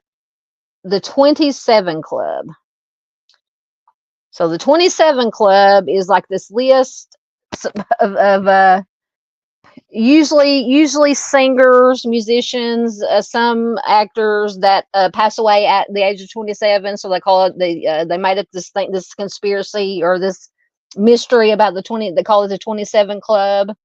When you guys heard about that, I've always found it fascinating, but I think it's just like they say in this, or it's from Wikipedia. What I brought up is just the lifestyle, the nature of most of them died from drug ODs and things like that. But anyway, I guess I could turn my camera back on. Let me get a drink. So the 27 Club is an informal list consisting mostly of popular musicians, but it has been expanded to artists, actors, and other celebrities who passed away at the age of 27. So although the claim of a statistical spike for the death of musicians at that age has been refuted by scientific research, it remains a common cultural conception that the phenomenon exists, with many celebrities who pass away at 27 noted for their high-risk lifestyle. And see, that's where I think it comes in. They live, not all of them, but a lot of them do things that maybe they shouldn't do, and that contributes to their early passings. So beginning with the deaths of several 27-year-old popular musicians between 1969 and 1971, such as Brian Jones, Jimi Hendrix, Janis Joplin, Jim Morrison, 3 of my favorite people ever, Jimmy, Janis, and Jim. They all passed away at the age of 27, came to be and remains a perennial subject of popular culture, celebrity journalism, and entertainment industry lore. This perceived phenomenon, which came to be known as the 27 Club, attributes special significance to popular musicians, artists, actors, and other celebrities who passed away at age 27, often as a result of illegal substances and alcohol abuse, or violent means such as homicide, self-harm, or they say transportation-related accidents. I'm assuming they mean car accidents. The cultural interpretation of events gave rise to an urban myth that celebrity deaths are more common at 27 a claim that has been refuted by statistical research as discussed in the scientific studies section below. We're not going into all that. However, a subsequent statistical analysis demonstrated that the myth itself has shaped cultural memory by boosting the visibility and cultural prominence of those who pass away at 27. So they're basically saying they just make a bigger deal out of it when a celebrity, whatever, passes away at the age of 27. They say, oh, look, there's another one. So that they say that reflects the power of collective storytelling and media reinforcement in turning unrelated events into lasting cultural narratives. So apparently, to go along with this, there's this white lighter myth. So the white lighter myth or white lighter curse is an urban legend based on the 27 Club, in which it is claimed that several musicians and artists died while in possession, of a white disposable cigarette lighter, like a Bic lighter, leading such items to become associated with bad fortune. The myth is primarily based on the deaths of Jimi Hendrix, Janis Joplin, Jim Morrison, and Kurt Cobain. The myth has been integrated with the cannabis culture. So in 2017, Snopes published an article discrediting the theory, noting that Bic did not begin producing white disposable lighters until 1973, which is several years after the death of some of the members of the 27 Club, Hendrix, Joplin, Morrison, and that disposable lighters produced by other companies were not widely available at that time. So some of the history, once again, Brian Jones, Jimi Hendrix, Janis Joplin, Jim Morrison, all died at the age of 27 between 1969 and 1971. At that time, the coincidence gave rise to some comment, but according to Charles R. Cross, who is a biographer of Hendrix and Kurt Cobain, he says, quote, "It wasn't until Kurt Cobain took his own life," and that's another conspiracy. Some people don't believe that he took his own life. In 1994, that the idea of the 27 Club arrived in the popular zeitgeist.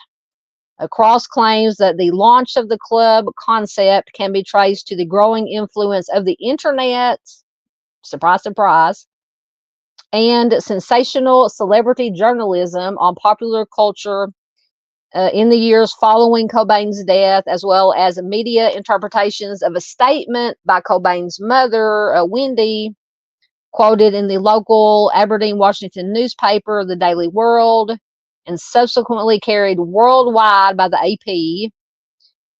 She said, quote, "Now he's gone and joined that stupid club. I told him not to join that stupid club." So many contemporary journalists interpreted her words as referring to the infamous, untimely deaths of fellow musicians that we've named, a view shared by Cross and Gary R. Patterson, a chronicler of rock music urban myths. But apparently the intended, what she was referring to by that stupid club, referred to, it's disputed in his analysis of how her quote helped popularize the 27 Club. Eric Siegelstad, author of the 27s, The Great Myth of Rock and Roll, asserted that she was actually referring to the tragic family matter of Cobain's two uncles and his great uncle, all of whom had taken their own lives. So that's what she was talking to or referring to, they think, when she said that club. So other contemporary journalists linked her quote to the then recent heroin-related deaths of fellow young Seattle rock musicians, Stephanie Sargent of 7 Year Bitch and Andrew Wood of Mother Love Bone. Both were 24 when they died.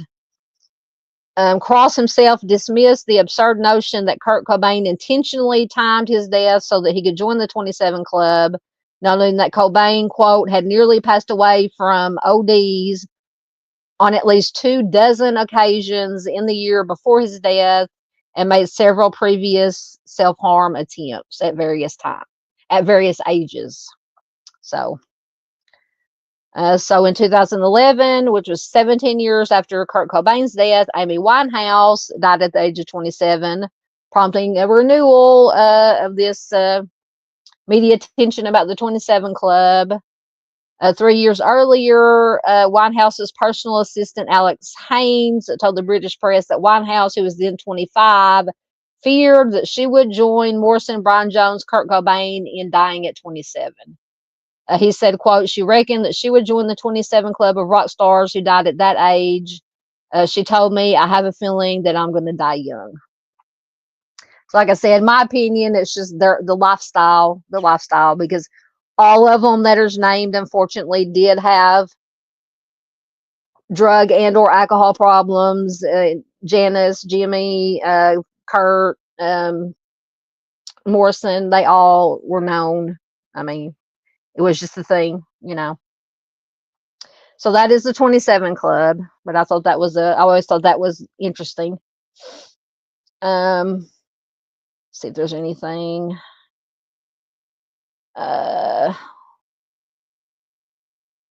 See if it lists any other ones. Says because the 27 Club is entirely notional, it has no official membership. The table below lists individuals explicitly described as members of the 27 Club by journalists and writers in various books. God, it goes back to 1470. Good Lord. People have way too much time on their hands. So we'll get... So Brian Jones, he passed away by drowning. Jimi Hendrix, asphyxia due to drug use. Janis Joplin, OD.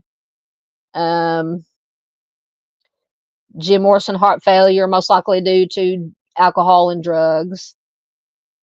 Pamela Corson, who was Jim Morrison's wife or common law wife, OD.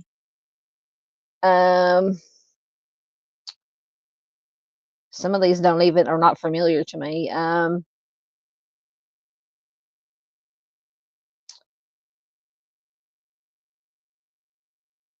Let me go. Of course, Kurt Cobain, self-harm, allegedly.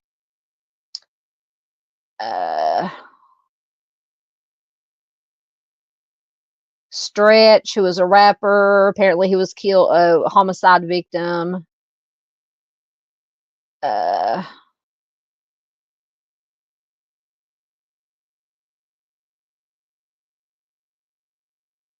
Pat Tillman, he was a football player.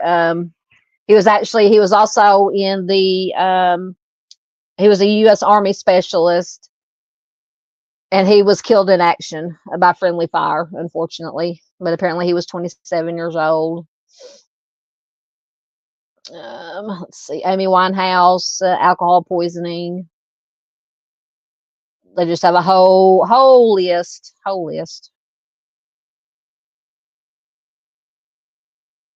I don't see any other ones. So those are the main ones. So anyway, let's see. Caught up in your comments. See if you guys have any other suggestions. If not, I'll bring up my slideshow and go take a look at some really crazy things that some people are sending into this article that they did.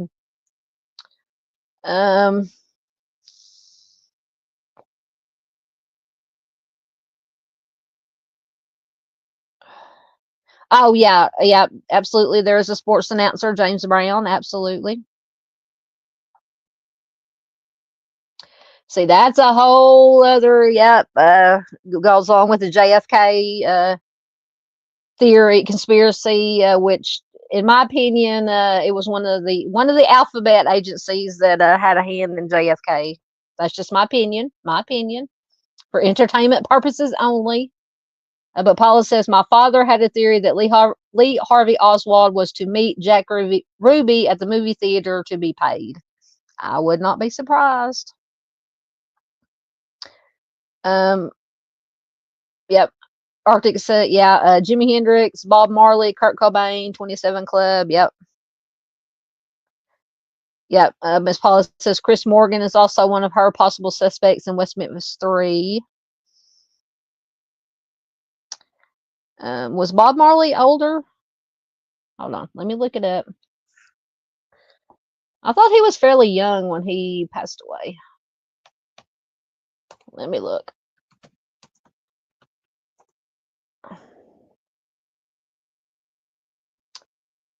So he was born in 1945 and he passed away in 1981. Oh yeah, so he was like 40 something or 30 something. If I'm doing my math correctly. 36 years old. Okay. Yeah, see, I always thought that Bob Marley was younger than that when he passed away too. Yep, Jim Morrison. Love Jim Morrison in the Doors. One of my favorite groups. Yep, Amy Winehouse. Are you talking about the 20s? What are you talking about? Miss Page says, I never knew people didn't believe that. Oh, see, now you're going to get me. Got that song in my head. Yep. I totally agree. And that's in my slideshow. I totally agree. And there's just been, I mean, because I've gone down some rabbit holes concerning Kurt Cobain and Courtney, who I cannot stand. Yeah, I totally agree with you. Yep, Junior says he watched a video about that. So did Mustang. Far says 24 ODs in 12 months. Oh, Junior's bedtime. Thank you, Junior, for hanging out with us. Love having you here. He says it's my bedtime. I've been up since 6:30. Yes, he gets up with the chickens. Thanks, Dawn and everyone. Thank you, sir, for being here. We are glad that you were here. Thank you so much. Yeah. Oh, you talking about Kurt? Yeah. I mean, it's another one I'm divided on. I mean, he probably did because I said it. If you're talking about Kurt Cobain, he had previous self-harm attempts, and it was, I mean, probably when it comes down to it. But I mean, I don't trust Courtney Love as far as I can throw her, and that's not very far. And to me, the note that was supposedly written in 2 different handwritings, they interpreted it as a self-harm note. But some people, the conspiracy theorists, say that the part of it that was written most likely in Kurt's handwriting was he was writing writing lyrics to a song, and then at the bottom, whatever was written at the bottom that made it look like, sound like it was a self-harm note was supposedly they matched it to her handwriting, but who knows. And then mysteriously her, which maybe not so mysteriously, because Courtney had a band too. What was it called? Hole, I think, or something. Whatever. I didn't listen to them. I think her bass player, which is a female, she OD'd. But there's a conspiracy around that too, that maybe Courtney had something to do with that, or had somebody take her out because she was jealous, or had something to do with money or something of that nature. But I think if Courtney had something to do with Kurt, it was definitely over money, and if they were going to split up, because there was rumors that they were going to split up custody over Frances, their daughter. Just my thoughts.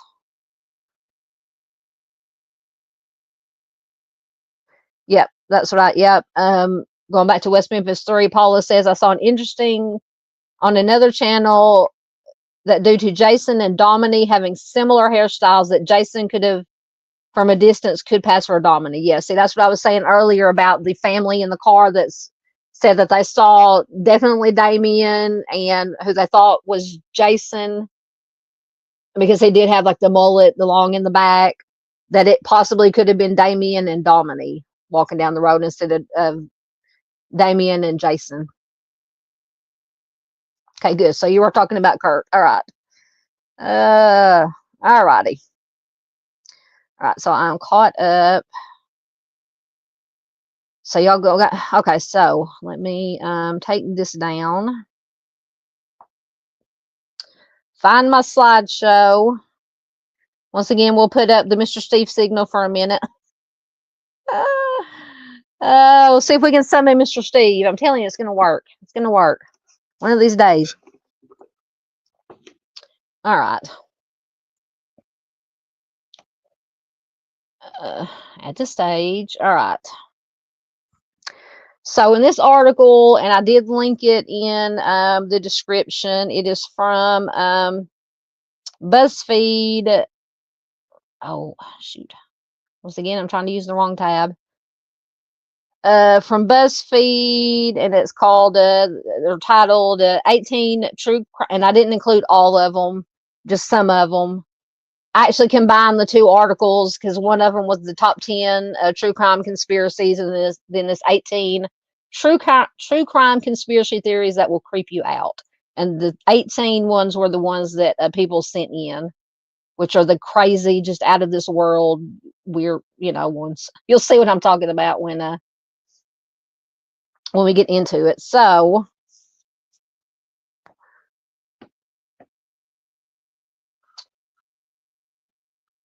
we start out with a bang here. So somebody had sent in, and the little text box is what the whoever sent their conspiracy theory in, what they had to say about it.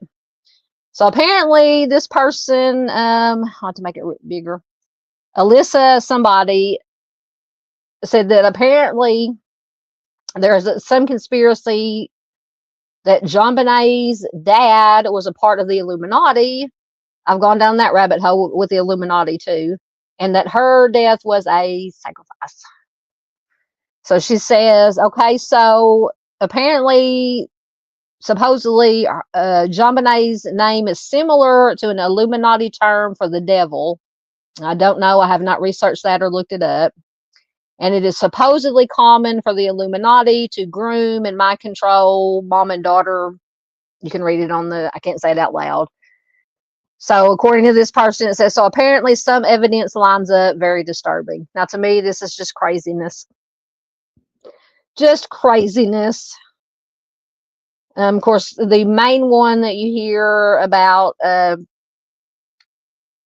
conspiracy theory concerning JonBenét is that it was either, a family member. A lot of people say that it was her brother, that it was Bert. That is the general conspiracy theory when it comes to her.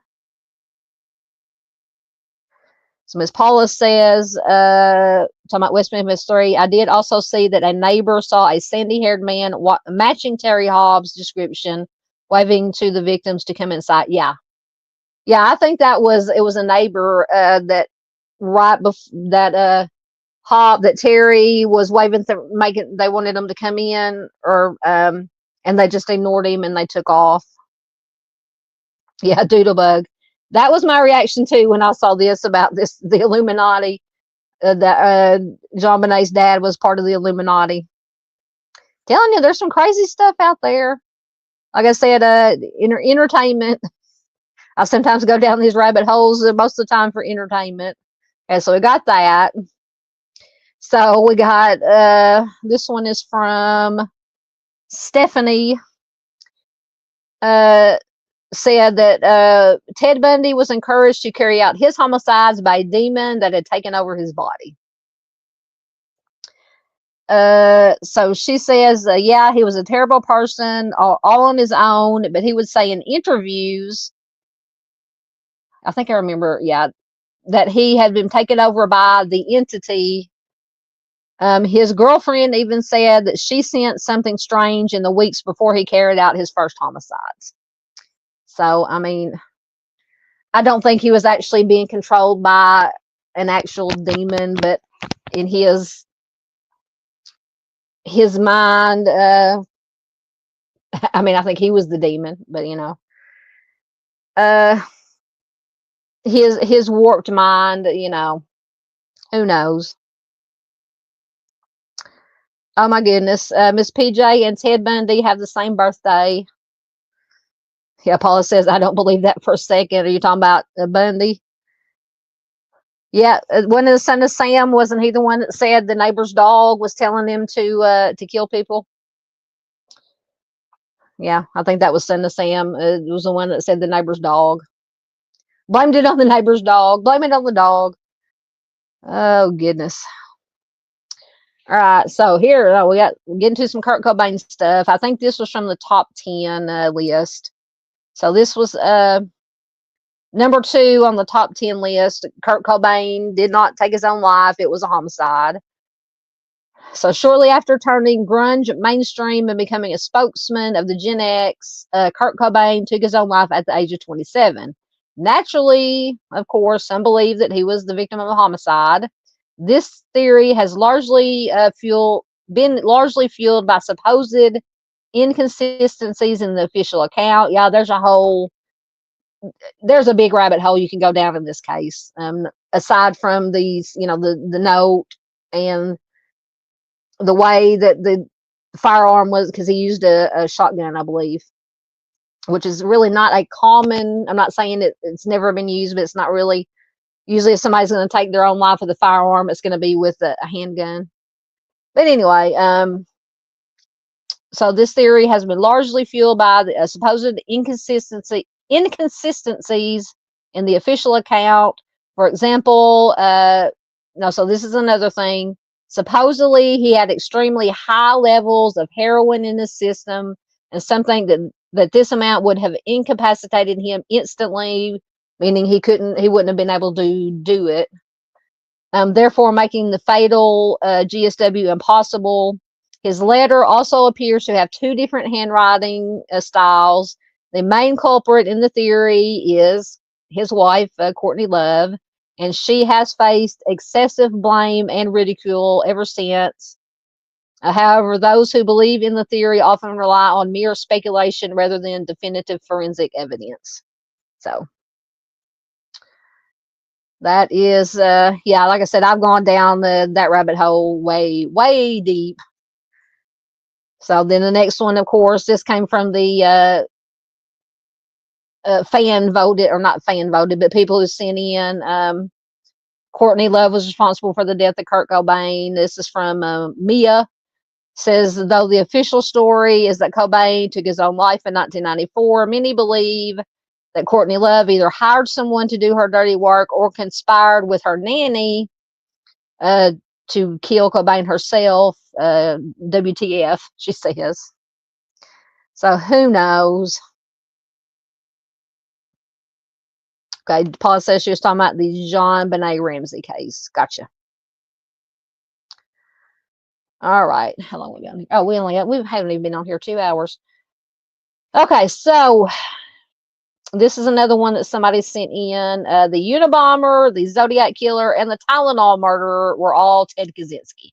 Now, I've heard people say, or conspiracies, that the Unabomber and Zodiac were the same. Now, I have heard of the Tylenol, but I never heard that it was supposedly Ted Kaczynski also.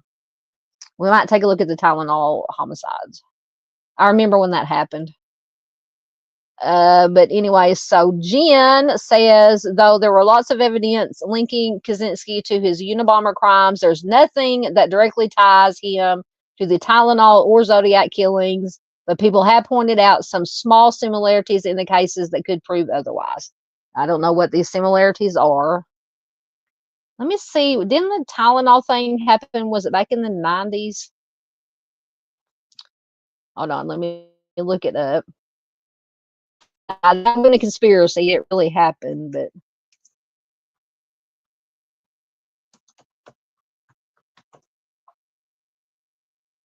let me see here what I can find.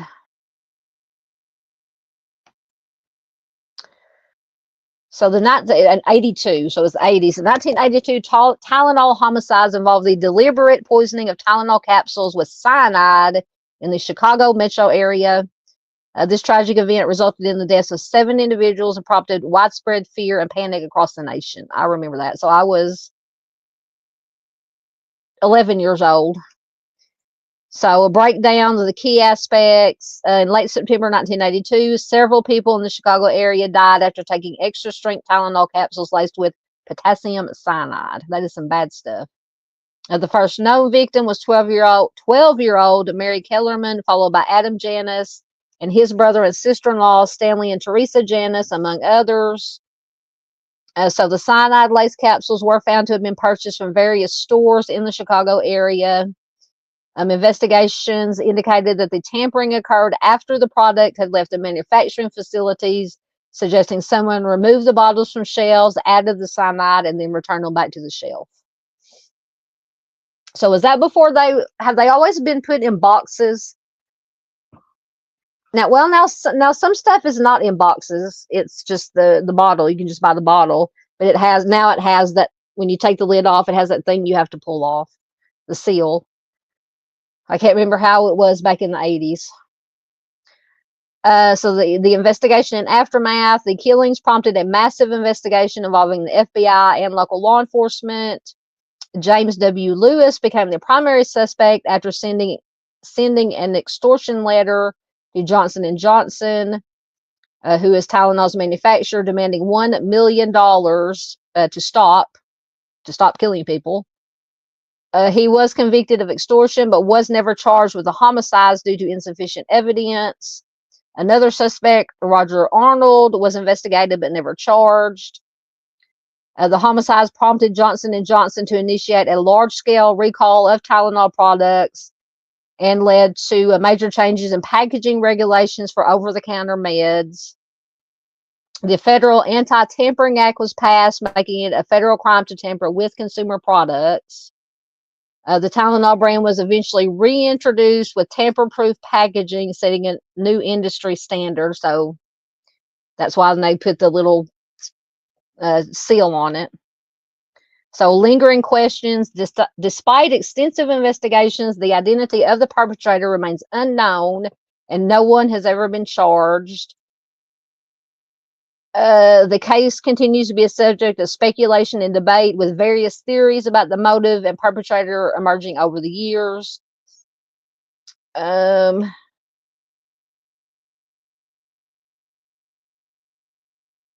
is the first time I've ever used the AI mode on Google.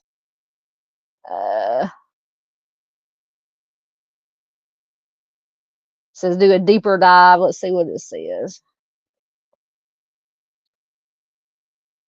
It's the same thing as it said.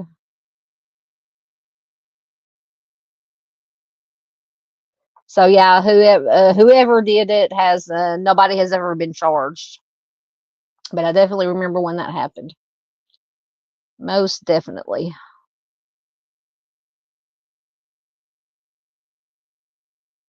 Farr says, I'm assuming you're going back to Kurt, says, in my opinion, he did it himself. He was a pretty miserable person. Yeah, he was. I mean, I like Nirvana, I like the music, but yeah, he wasn't the most positive person in the world. I agree. Paula says, Kaczynski was a suspect in the Zodiac case, but he was cleared.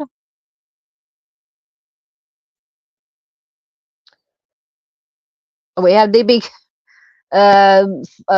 Arctic says, oh my God, no. Although the Zodiac sketch is similar to the DB Cooper sketch, I think the DB Cooper is included in the slideshow.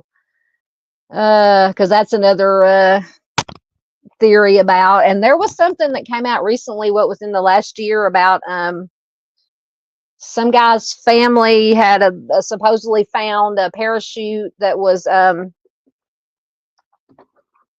either just like or what they thought was the parachute that whoever DB Cooper was, used. And then of course they found a young boy at one point found money that was known to be money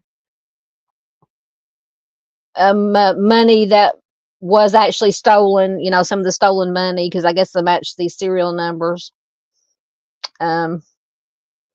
PJ says she was a baby in the 80s. I was a young person in the 80s. I was born in 71, so. Okay, yeah. So Arctic says back in the day, the boxes weren't glued. There was no foil and there's no safety seal. Okay, that's what I was thinking. So apparently these Tylenol, the Tylenol incident helped change that, because that's when it said that they instituted this anti-tampering act and making it a federal crime, and then they introduced the tamper-proof packaging after that. All right, let's see what we got next. Oh, so this is another one that, to me, I think this one, in my opinion, comes down to maybe a mental health crisis. But the Alyssa Lamb, I'm sure you guys, and this was on the top 10 list. It was number 6. Some people, the conspiracy is, or some people think that Alyssa Lamb was possessed by a demon before her death in 2013.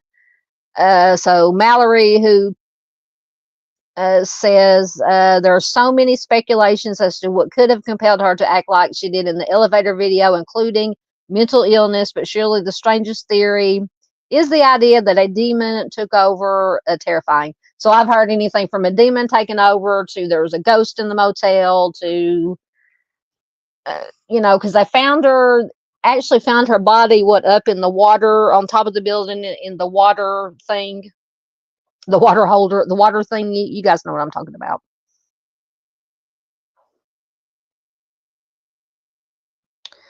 Arctic says, I don't think she took her life. She did. Yeah. How did she get in? She did not put herself in the water tank. I know. See, that's the only thing that gets me. See, I definitely, obviously don't think it was a demon or a ghost.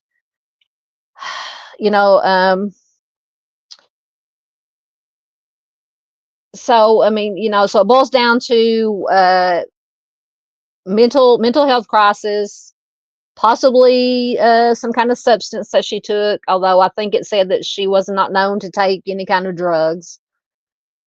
But yeah, I mean, but people have said that I can't, one of the mental health, I don't know if it's schizophrenia or something, is that people will want to put when they're having an episode, they want to be in a very small enclosed place. But I mean, surely if it was that, in my opinion, she could have found a smaller enclosed place than climbing to the roof and getting into a water tank.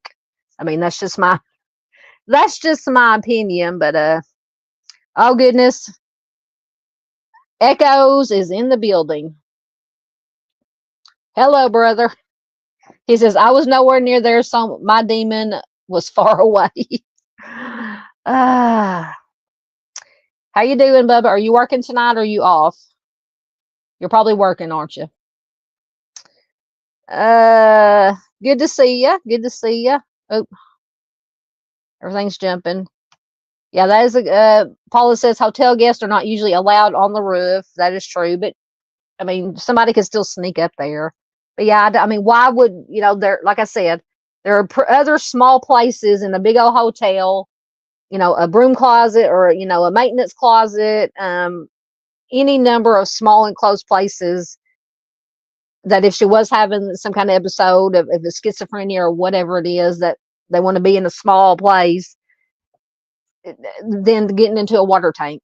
I don't know. That's the part that's always bothered me, that made me think, maybe it was, something. Just got home from work. What time is it? Oh, it's 10:30 already. That's not bad. Yes, PJ said this one is really odd. Makes me wonder. Yeah, I'm going to actually let me look that up once again, probably from Wikipedia. See what Wikipedia has to say about it. Yeah, the death of Alyssa Lamb.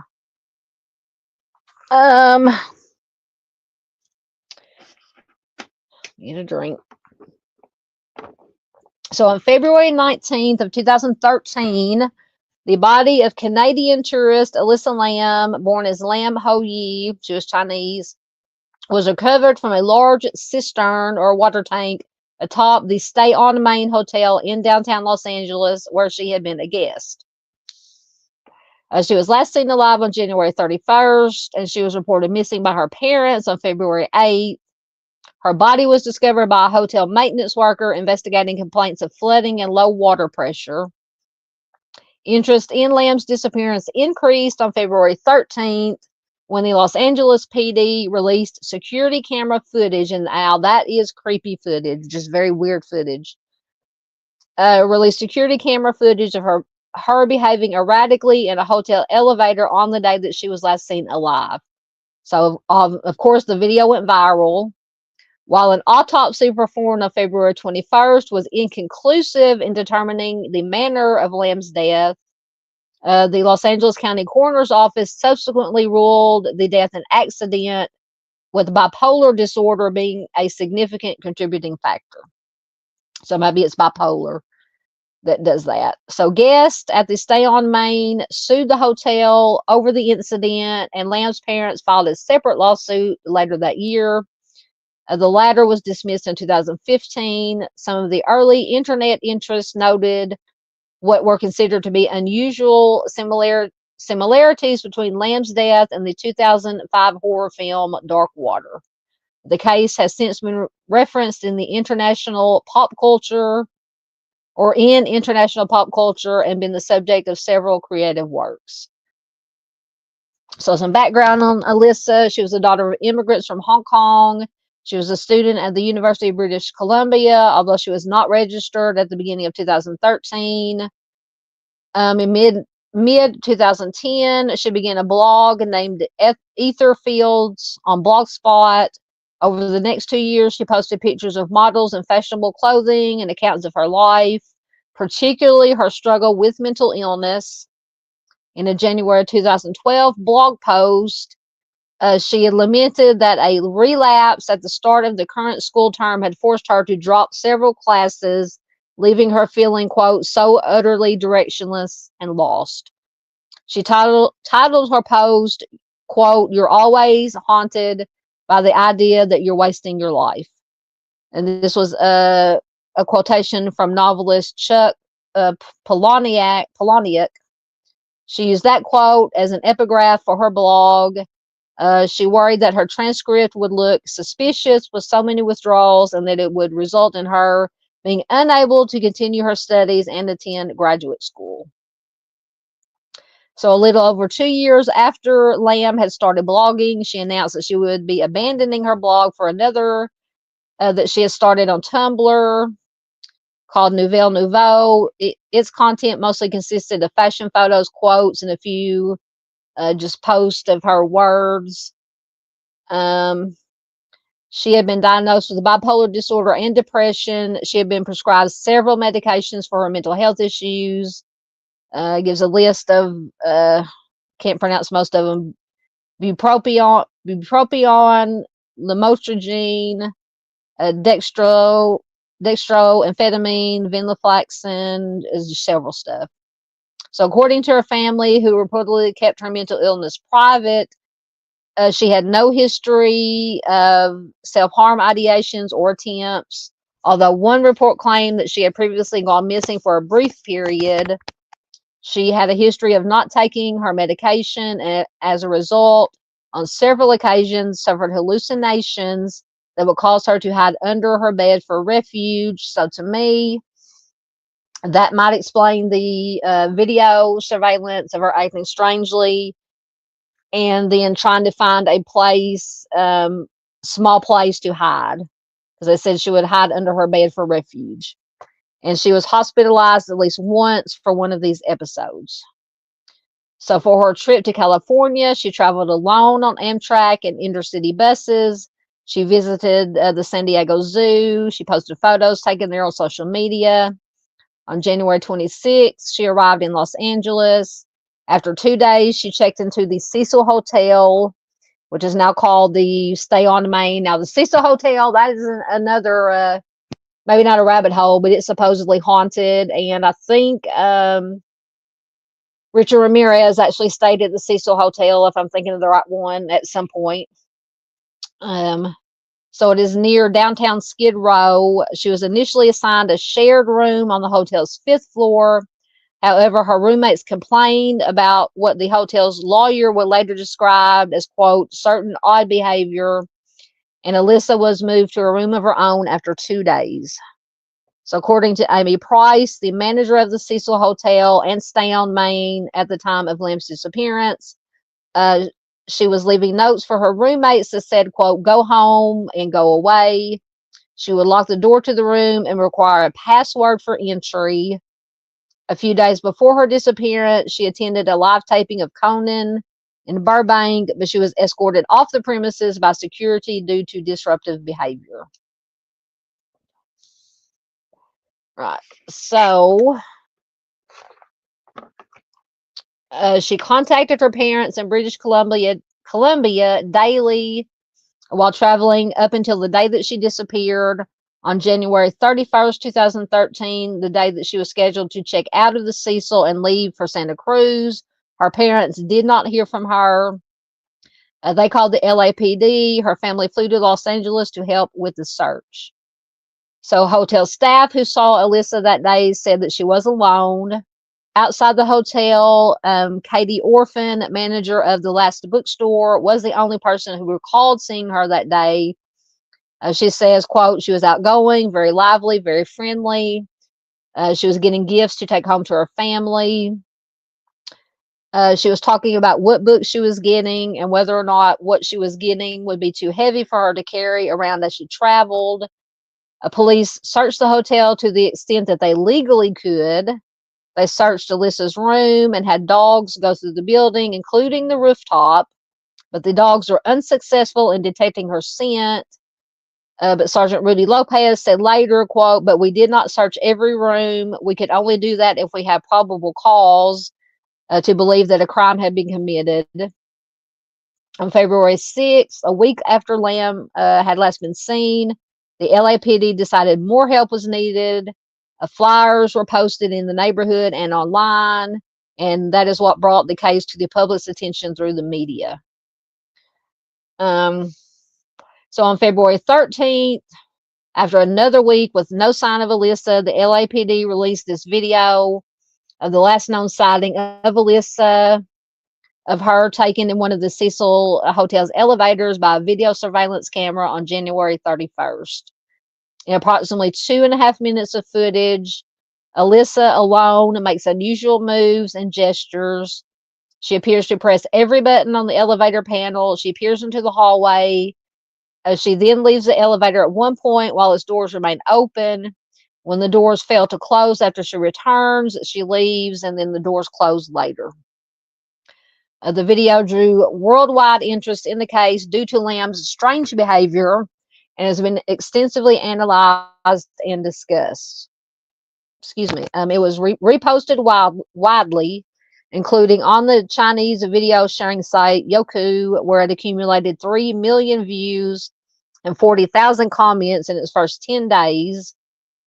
Many of the commentators found it unsettling to watch. And yes, it is very creepy, very creepy.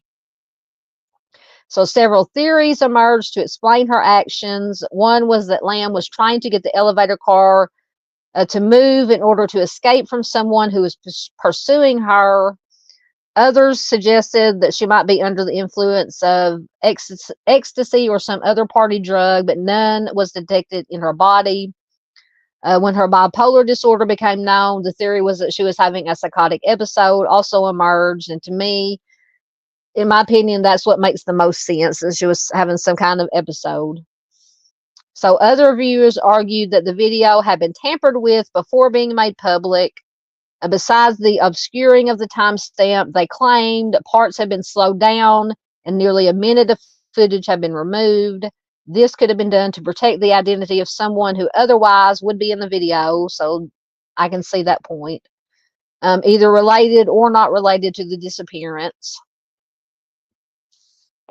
So during the search for Alyssa, guests at the hotel began complaining about low water pressure. Some later claimed their water was colored black and had an unusual taste. On the morning of February 19th, a hotel maintenance worker found Alyssa's body in one of 4 1,000-gallon tanks located on the roof, providing water to guest rooms, a kitchen, and a coffee shop. Through the open hatch, he saw Alyssa laying face up in the water.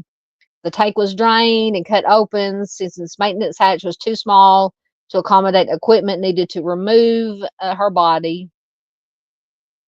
On February 21st, the Los Angeles Coroner's Office issued a finding of accidental drowning with bipolar disorder as a significant factor. The full coroner's report, released in June, stated that Alyssa's body had been found naked. Clothing similar to what she was wearing in the elevator video was floating in the water, coated with a sand-like particulate. Her watch and her room key were also found with her. Her body was moderately decomposed. I won't go into all the, it was decomposed. There was no evidence of physical trauma, SA, or self-harm. Toxicology tests showed traces consistent with prescription medication found among her belongings, plus non-prescription over-the-counter such as Sinutab and ibuprofen. A very small quantity of alcohol, about 0.02%, was present, but no other recreational drugs. Investigators and experts have, however, noted that the concentration of her prescription meds in her system indicated that she was under medicating or had stopped taking her medications recently. So that might explain the psychotic break, the episode.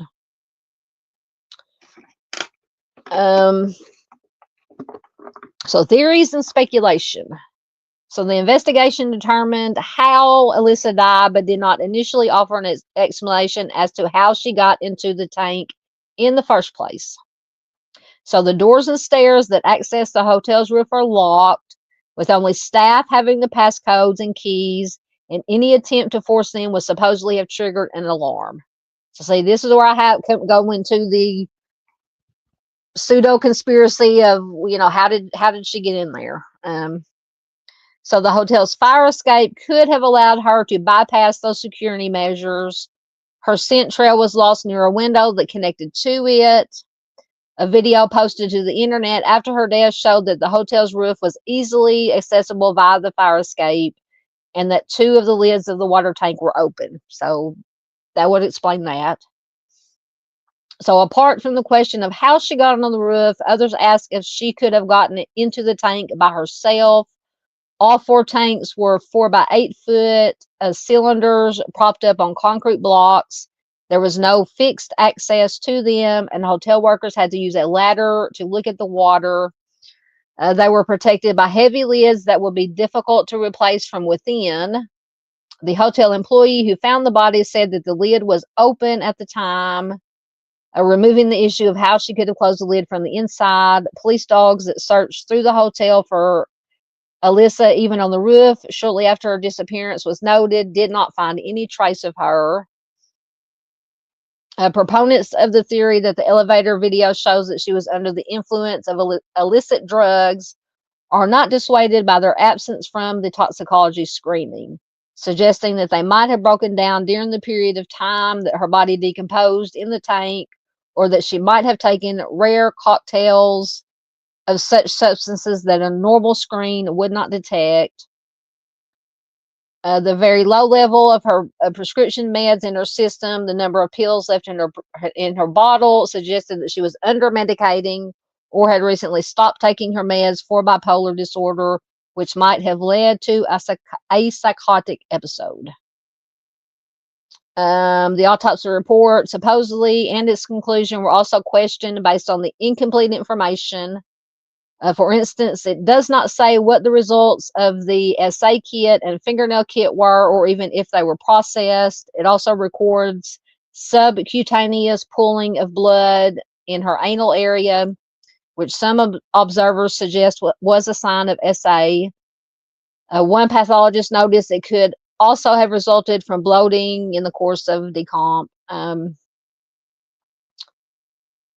So the coroner's pathologists were ambivalent about their conclusion that it was an accidental death. So after her death, her Tumblr blog was updated, presumably through Tumblr's queue option that allows posts to automatically publish themselves when the user is away. Her phone was not found either with her body or in her hotel room, so that's interesting.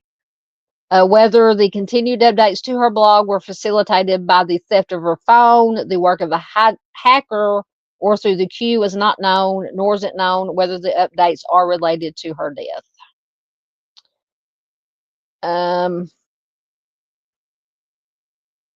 So in popular culture, the circumstances of her death have been compared to plot elements in the 2005 horror film Dark Water.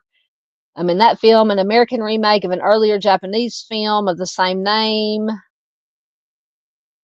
Mother and daughter move into a rundown apartment building. A dysfunctional elevator and discolored water gushing from the building's faucets eventually lead them to the building's rooftop water tank, where they discover the body of a girl who had been reported missing from the building a year earlier. So her case has been used as inspiration for TV episodes, things of that nature. Castle, I love that show, Castle, when it was on. Apparently did an episode related How to Get Away with Murder, had a similar storyline. I like that one too. Just other shows.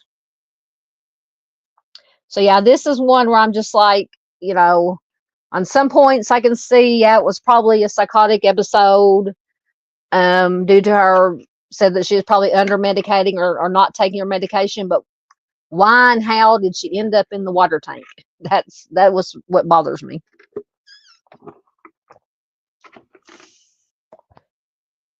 All right, let's see what you guys have to say. Ooh, lots of comments. Okay. Yep. Arctic says those water tank lids are extremely heavy, and she's a small girl. I don't think she could have opened the tank. Exactly. And see, they said it was open. The lid was open when they found her. Now, whether it was open and that's how she got in there, I don't know. Surely they would have kept them closed, but I don't know.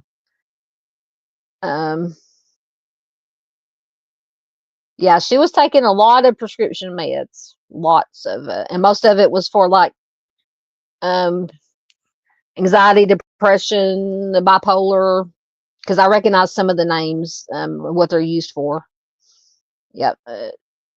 PJ said those are heavy drugs. Yep.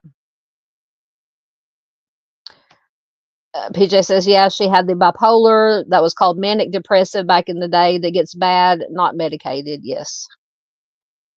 You can spiral, absolutely. And in a manic mode, you can do a lot of things that you wouldn't even think of. Yep.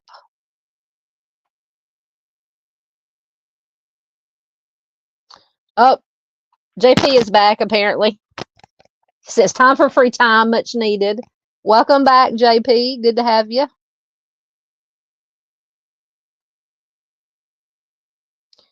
Arctic says, I know I have BPD and PTSD, and none of you would want to be around me unmedicated. Yep. Yep. JP says, not demon possession. It's an episode. See, that's what I'm thinking. It was, if she wasn't taking her meds, and like Miss PJ said, she was taking a lot of heavy, serious kind of prescription meds to control it, and if she wasn't taking them, that definitely would have led to an episode. But why go to the, but like you said, if you're having an episode, you just maybe do things that don't make sense. JP says he's full of episodes.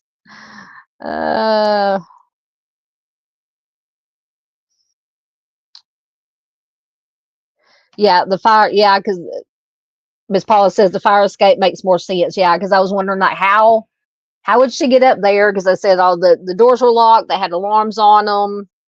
But yeah, they said that there were windows that were led directly out, obviously, that's what fire escapes are for, to the fire escape. So she very could have easily got out the window, went up the fire escape, and got in there. So that does make sense. I agree. still, very interesting. And there's always going to be the conspiracy. But yeah, that even knowing that she was probably having just a psychotic episode and maybe hallucinating, that video footage still creeps me out every time I watch it. All right, so this is another one that I've looked into some, the Sauter children. So this is someone sent this one in. The Sauter children did not pass away in a house fire and instead were kidnapped. So 5 of 9 kids disappeared after a fire demolished their family's home in West Virginia on Christmas Eve in 1945. Their remains still have not been found, and so it is believed that they were kidnapped instead of burnt. But because they didn't find, supposedly they didn't find any signs of any bones or anything, which usually in a house fire you usually find at least something, bones, but supposedly they didn't find any kind of remains of 5 of the children. So where did they go to? So let me look it up once again. Probably go into Wikipedia, because I think Wikipedia did have something. But this is another case that just boggles my mind.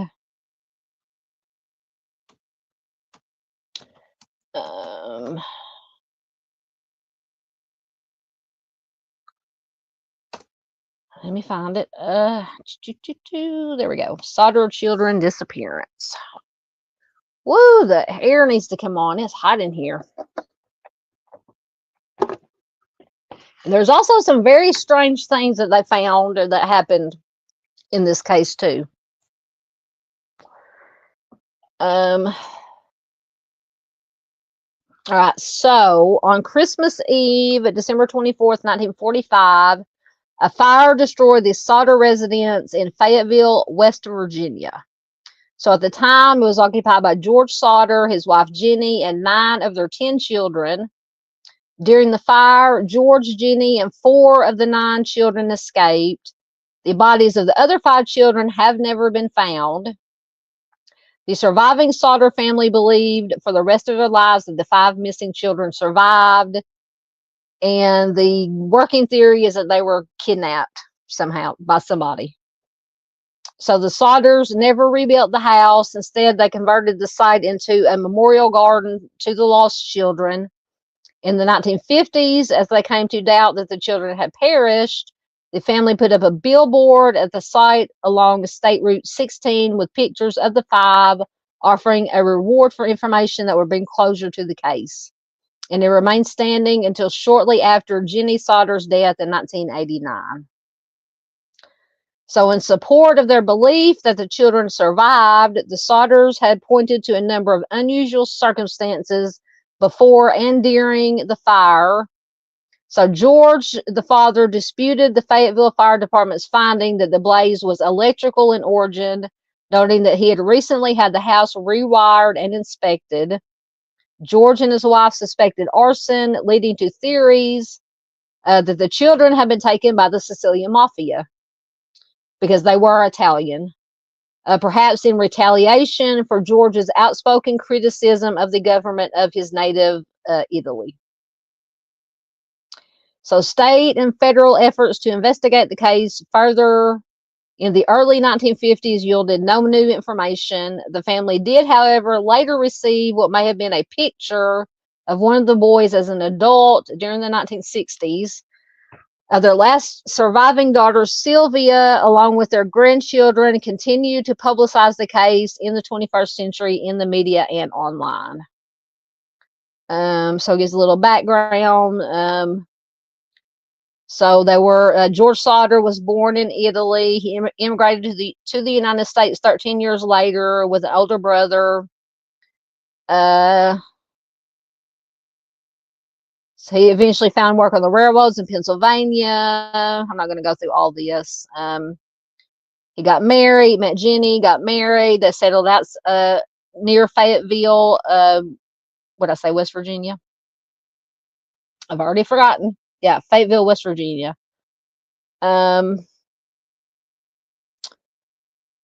He took work as a driver in Smithers, West Virginia. He started his own trucking company.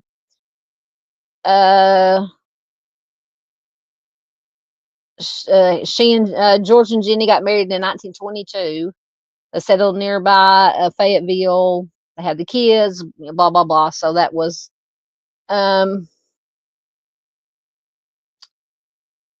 the last of the Slaughter children, who was Sylvia, was born in 1942. By then, their second oldest son, Joe, who was 17, had left home to serve in the military during World War II.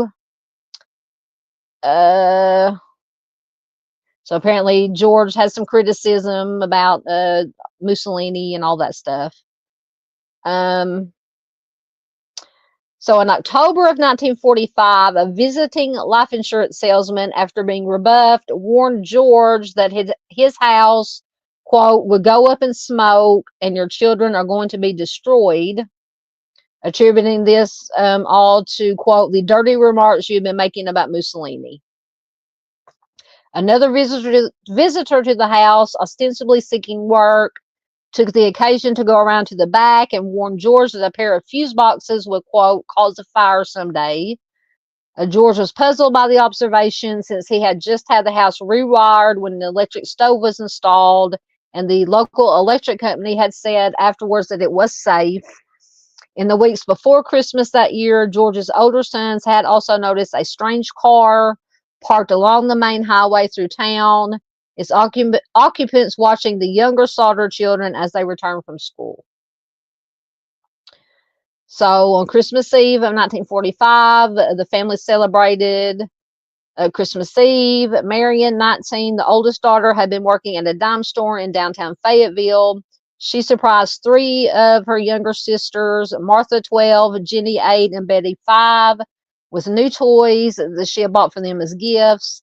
The younger children were so excited that they asked their mother if they could stay up past what would have been their usual bedtime. So at 10 p.m., Jenny told them they could stay up a little bit later, as long as the two oldest boys were still awake. 14-year-old Maurice and 9-year-old Louis remembered to put the cows in and feed the chickens before going to bed themselves. So George and the two oldest boys, John, 22, and George Jr., 16, who had spent the day working with their father, they were already asleep. After reminding the children of their remaining chores, Jenny took Sylvia, who was 3, upstairs with her, and they went to bed. So the telephone rang at about 12:30 a.m. Jenny woke up, went downstairs to answer it. She says the caller was a woman whose voice she did not recognize, asking for a name that she was not familiar with the sound of laughter and clinking glasses in the background, like somebody at a party. So Jenny told the callers that she had reached the wrong number. She later recalled the woman's weird laugh. She hung up, she returned to bed, and as she did, she noticed that the lights were still on and the curtains were not drawn. Two things that the children normally attended to when they stayed up later than their parents. So Marion had fallen asleep on the living room couch. So Jenny assumed that the other children who had stayed up late had gone back up to the attic where they slept. So she closed the curtains, turned out the lights, and went back to bed. So at 1 a.m., Jenny was again wakened by the sound of an object hitting the house's roof with a loud bang, then a rolling noise. After hearing nothing further, she went back to sleep. After another half hour, she woke up again. She smelled smoke. When she got up, she found that the room that George used for his office was on fire. Around the telephone line and the fuse box, Jenny woke him up, and in turn, they woke up the older sons. So both parents and 4 of the children, Marion, Sylvia, John, and George Jr., did escape. They frantically yelled to the children upstairs, but heard no response. They could not go up there as the stairway itself was already on fire. John said in his first police interview after the fire that he went up to the attic to alert his siblings sleeping there, though he later changed his story to say that he only called up there and did not actually see them. So efforts to find, aid, and rescue the children were unexpectedly complicated. The phone didn't work. So Marion ran to a neighbor's house to call the Fayetteville Fire Department. A driver on the nearby road had also seen the flames and called from a nearby tavern. They too were unsuccessful, either because they could not reach the operator or because the phone there was broken, didn't work. So either the neighbor or the passing motorist was eventually successful in reaching the fire department from another phone in the center of town. So George, who was barefoot, attempted to climb the house's outside wall and break open a window, cutting his arm in the process. He and his sons intended to use a ladder to the attic to rescue the other children, but it was not in its usual spot, resting against the house, and could not be found nearby. A water barrel that could have been used to extinguish the fire, it was frozen, which, I mean, it's in the middle of winter time. So George then tried to pull both of the trucks that he used in his business up to the house and use them to climb to the attic window, but neither of them would start, despite having worked perfectly during the previous day. So frustrated, the 6 Sodders who had escaped had no choice just to watch the house burn down and collapse over 45 minutes. I mean, I just can't imagine just sitting there doing that, could not be able to do nothing for 45 minutes while you watch your house burn. And, assuming that, 5 of your children are deceased now, in the fire. It's just, I can't imagine. So they assumed that the other 5 children had perished in the blaze. So the fire department, low on manpower due to the war and relying on individual firefighters to call each other, did not respond until later that morning. So the firefighters didn't even make it there. I mean, the fire was out, basically. Chief F.J. Morris said the next day that the already slow response was further hampered by his inability to drive the fire truck. I know you're chief, but you had to work your way up to chief. How did you not learn how to drive the fire truck? So that required that he had to wait until someone who could drive the truck had to wait for them to get there before they could come. So the firefighters, one of whom was a brother, one of Jenny's brothers, the mother, could do little but look through the ashes that were left in the Sodders' basement. By 10 a.m., Morris told the Sodders that they had not found any bones, as might have been expected if the children had been in the house as it burned. So according to another account, they did find a few bone fragments and internal organs, but chose not to tell the family. To me, that doesn't make sense. I mean, why would you? I mean, don't give them the details, but just say, okay, we know they were in there. We found evidence of them being in there. Why would you not tell them? I mean, if that part is true. So it has also been noted by modern fire professionals that their search was cursory at best. Nevertheless, Morris believed that the 5 children unaccounted for had died in the fire, suggesting it had been hot enough to burn their bodies completely. Now, I don't know how, thank goodness I've never been, had a house burned down. I've known people, had friends that houses burned down, but I know it has to be a very, very hot fire when a body is cremated. Now, I don't know. I mean, a house, somebody may know. Would a house be able to burn hot enough? I guess it all depended on how the fire was started, what kind of materials were in there, whatever. Would it be able to burn hot enough to basically cremate a body to nothing but ashes? That's always been my question with this case. So Morris told George to leave the site undisturbed so that the state fire marshal's office could conduct a more thorough investigation. However, after 4 days, George and his wife could not bear the sight anymore, so he bulldozed 5 feet of dirt over the site with the intention of converting it to a memorial garden for the children. The local coroner convened an inquest the next day, which held that the fire was an accident caused by faulty wiring. Among the jurors was the man who had threatened George that his house will be burned down and his children destroyed in retribution for these remarks that he had made. Death certificates for the 5 children were issued on December 30th. The local newspaper contradicted itself, stating that all the bodies had been found, but then later in the same story reported that only part of one body was recovered. Obviously, it says George and Jenny were too grief-stricken to attend the funeral on June 2nd, 1946, but their surviving children did. Oh, let me stop for a minute and get a drink and see what you guys are saying.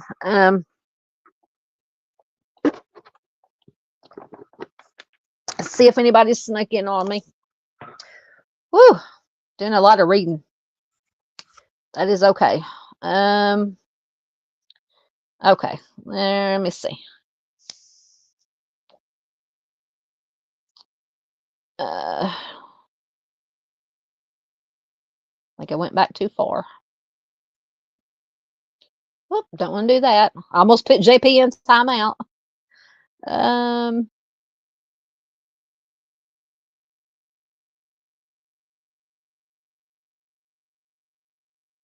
Artist said that case is wild. Are you talking about this one, the Sodders, or the Alyssa? Both of them are wild, in my opinion.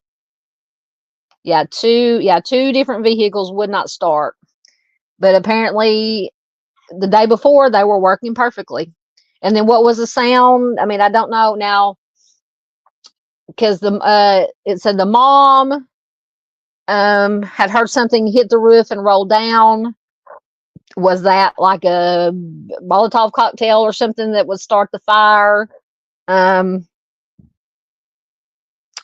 course, if you have we have pine trees here. So if you have a pine tree over your house, the pine cones fall on it and they make a definite sound of, hitting and then rolling off. Now, I don't know if there are pine trees in West Virginia or if they had any close to their house. But if so, then what was the noise that she heard? Okay, so Arctic says no remains were found of the kids, but bones of a pet bird were found, if I remember right. Arctic knows a lot about this case. He says George Sodder had made enemies within his community. Yep. PJ says, yeah, that's why people believe they were kidnapped. Hey, True Crime with Frank Meister. Good to see you, sir. Says, what up, y'all? We are just chilling tonight, doing some mysteries and conspiracies. Good to see you. I hope you're doing well. Okay, so Arctic says a typical house fire is about 1,000 degrees, and it takes a fire around 1,800 degrees to reduce bones to ash. Okay. So see, that's what I'm saying. I mean, surely they would have found something, but like I said, the stories differ. They first said they found nothing, then they found part of a body and some internal organs. So what's true? You don't know what's true. But why would they only find parts of one body? Thank you, Miss PJ. Once again, welcome to everybody who may have come in late, just coming in. Remember to hit the like button, subscribe, hit the bell, do all the things. Yep. Thank you for putting in links. All right. Caught up again. Let me mark right there. Do a little bit more reading. So the family questions about the official account. So not long afterward, as they began to rebuild their lives, the Sodder family started to question all of the official findings about the fire. They wondered why, if it had been caused by an electrical problem, that the family's Christmas lights had remained on throughout the fire's early stages when the power should have gone out. Then they found the ladder that had been missing from the side of the house on the night of the fire at the bottom of an embankment 75 feet away. So how did the ladder get there? So a telephone repairman told the Sodders that the house's phone line had not been burned through in the fire as they had initially thought, but cut by someone who had been willing and able to climb 14 feet up the pole and reach 2 feet away from it to cut the line. So there's some more red flags. So a man whom neighbors had seen stealing a block and tackle from the property around the time of the fire was identified and arrested. He admitted to the theft. He claimed that he had been the one who cut the phone line, thinking that it was a power line, but he denied having anything to do with the fire. However, no record identifying the suspect exists and why he would have wanted to cut any of the utility lines. Yeah, if he was just going to steal something, why cut the utility lines? To cut any utility lines to the Sodder house while stealing the block and tackle has never been explained. Jenny, the mom, said in 1968 that if he had cut the power line, she and her husband, along with their other 4 children, would never have been able to make it out of the house. So Jenny also had trouble accepting Morris's belief that all traces of the children's bodies had been burned completely in the fire. Many of the household appliances had been found still recognizable in the ash, along with fragments of the tin roof. She contrasted the results of the fire with a newspaper account of a similar house fire that she read around the same time that killed a family of 7. Skeletal remains of all the victims were reported to have been found in that case. So Jenny burned small piles of animal bones to see if they would be completely consumed. None were.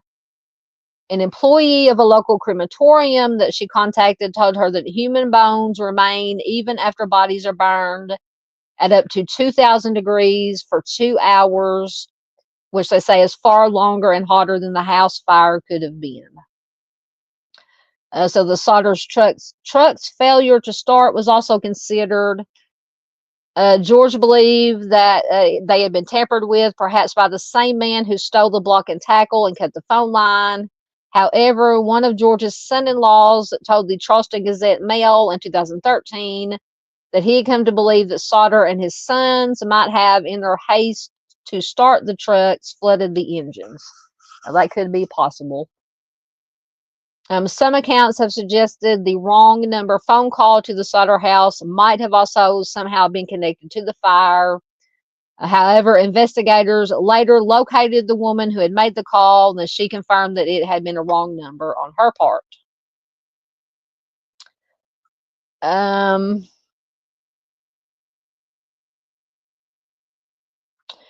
So subsequent developments, as spring approached, the Sodders, as they said they would, planted flowers in the soil, bulldozed over the house.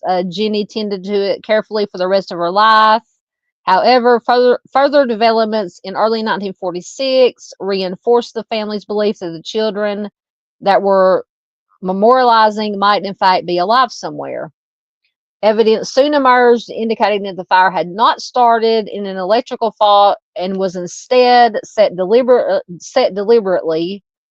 The driver of a bus that passed through Fayetteville late on that Christmas Eve said that he had seen some people throwing, quote, balls of fire at the house. So that, when I think balls of fire, Molotov cocktails.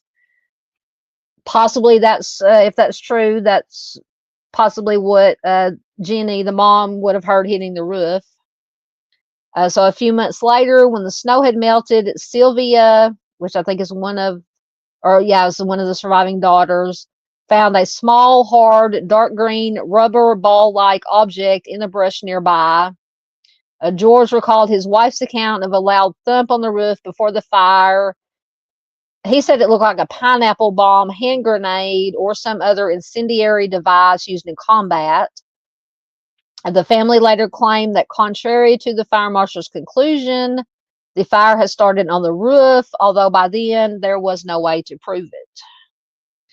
So other witnesses claimed to have seen the missing Sauter children themselves. One woman who had been watching the fire from the road said she had seen some of them peering out of a passing car while the house was burning.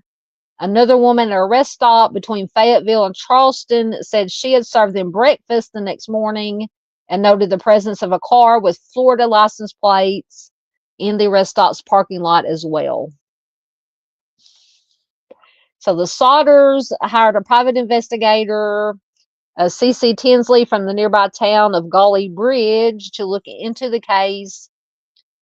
Tinsley informed the family that the insurance salesman who had threatened George over his anti-Mussolini sentiments had been on the coroner's jury that had ruled the fire an accident. He also learned of rumors around Fayetteville that despite his report to the Sauters that no remains had been found in the ashes, Morris had found a heart, which he later packed into a metal box and secretly buried. That's gruesome. So you don't find any bones, but you find the heart. I have a hard time believing that. So Morris had apparently confessed this to a local minister, who in turn confirmed it to George. George and Tinsley went to Morris and confronted him with the news. Morris agreed to show the two where he had buried the metal box. They dug it up. They took what they found inside the box to a local funeral director, who, after examining it, told them it was in reality fresh beef liver that had never been exposed to the fire. Later, more rumors circulated around Fayetteville that Morris had afterwards admitted the box with liver had indeed not come from the fire. He had supposedly placed it there in the hopes that the Sauters would find it and be satisfied that the missing children had indeed died in the fire. Oh my goodness. So on one occasion, George saw a magazine photo of a group of young ballet dancers in New York City, one of whom he says looked like his missing daughter, Betty. He drove all the way to New York to the girls' school, where his repeated demands to see the girl were refused. He also tried to get the FBI involved. Apparently that did not work. In August of 1949, George was able to persuade Oscar Hunter, a Washington, D.C. pathologist, to supervise a new search through the dirt at the house site. After a very thorough search, artifacts including a dictionary that had belonged to the children and some coins were found. Several small bone fragments were unearthed. They were determined to have been human vertebrae. The bone fragments were sent to Marshall T. Newman, a specialist at the Smithsonian Institution. They were confirmed to be lumbar vertebrae, all from the same person. Since the transverse recesses are fused, the age of this individual at death should have been 16 or 17 years, according to his report. The top limit of age would be about 22. So thus, given this age range, it was not very likely that these bones were from any of the 5 missing children, since the oldest had been 14 at the time. Newman added that the bones showed no sign of exposure to flame. Further, he agreed that it was, quote, very strange that those bones were the only ones found, since a wood fire of such short duration should have left full skeletons of all the children. The report concluded that the vertebrae had instead most likely come from the dirt that George had used to bulldoze the site. It was later Tinsley supposedly confirmed that the bone fragments had come from a cemetery in a nearby town, but could not explain why they had been taken from there or how they came to be at the site.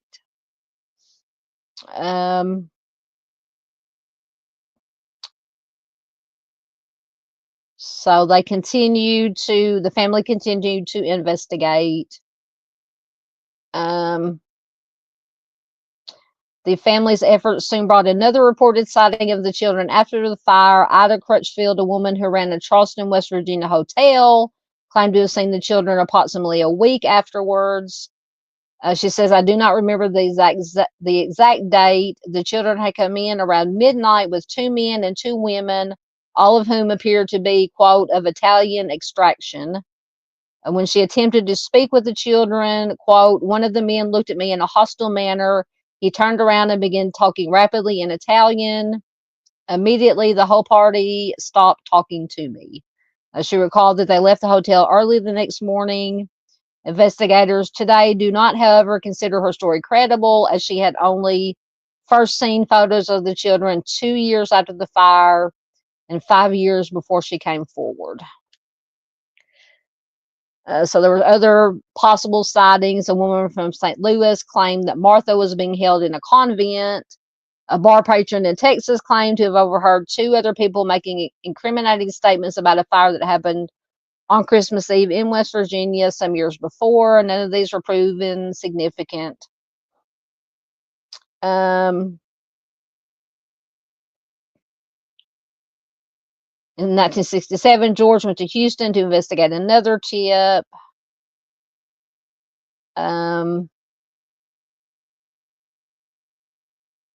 Supposedly, a woman had written to the family saying that Lewis had revealed his true identity to her one night after having too much to drink. She believed that he and Maurice were both living in Texas. That was proven, never confirmed.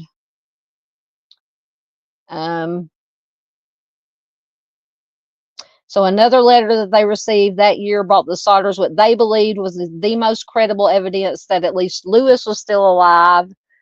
One day, Jenny found in the mail a letter addressed to her, postmarked in Central City, Kentucky, with no return address.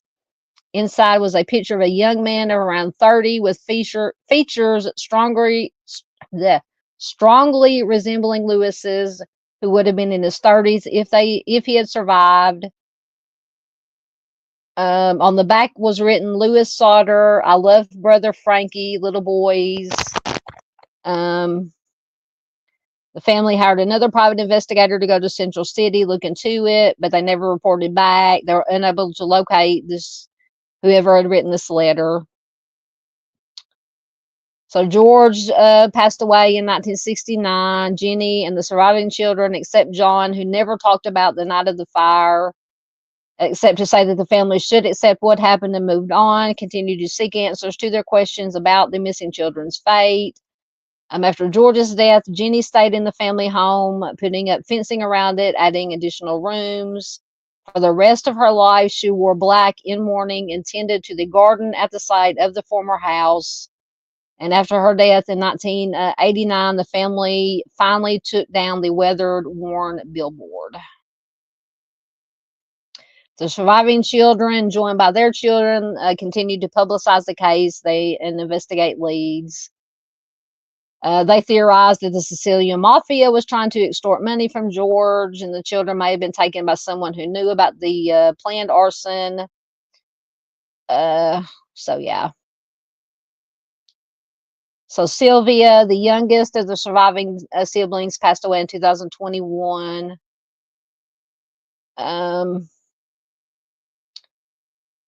So that's just very, very strange. Very heartbreaking, obviously, very strange. Woo, my voice is about to give out on me. All right, let me see.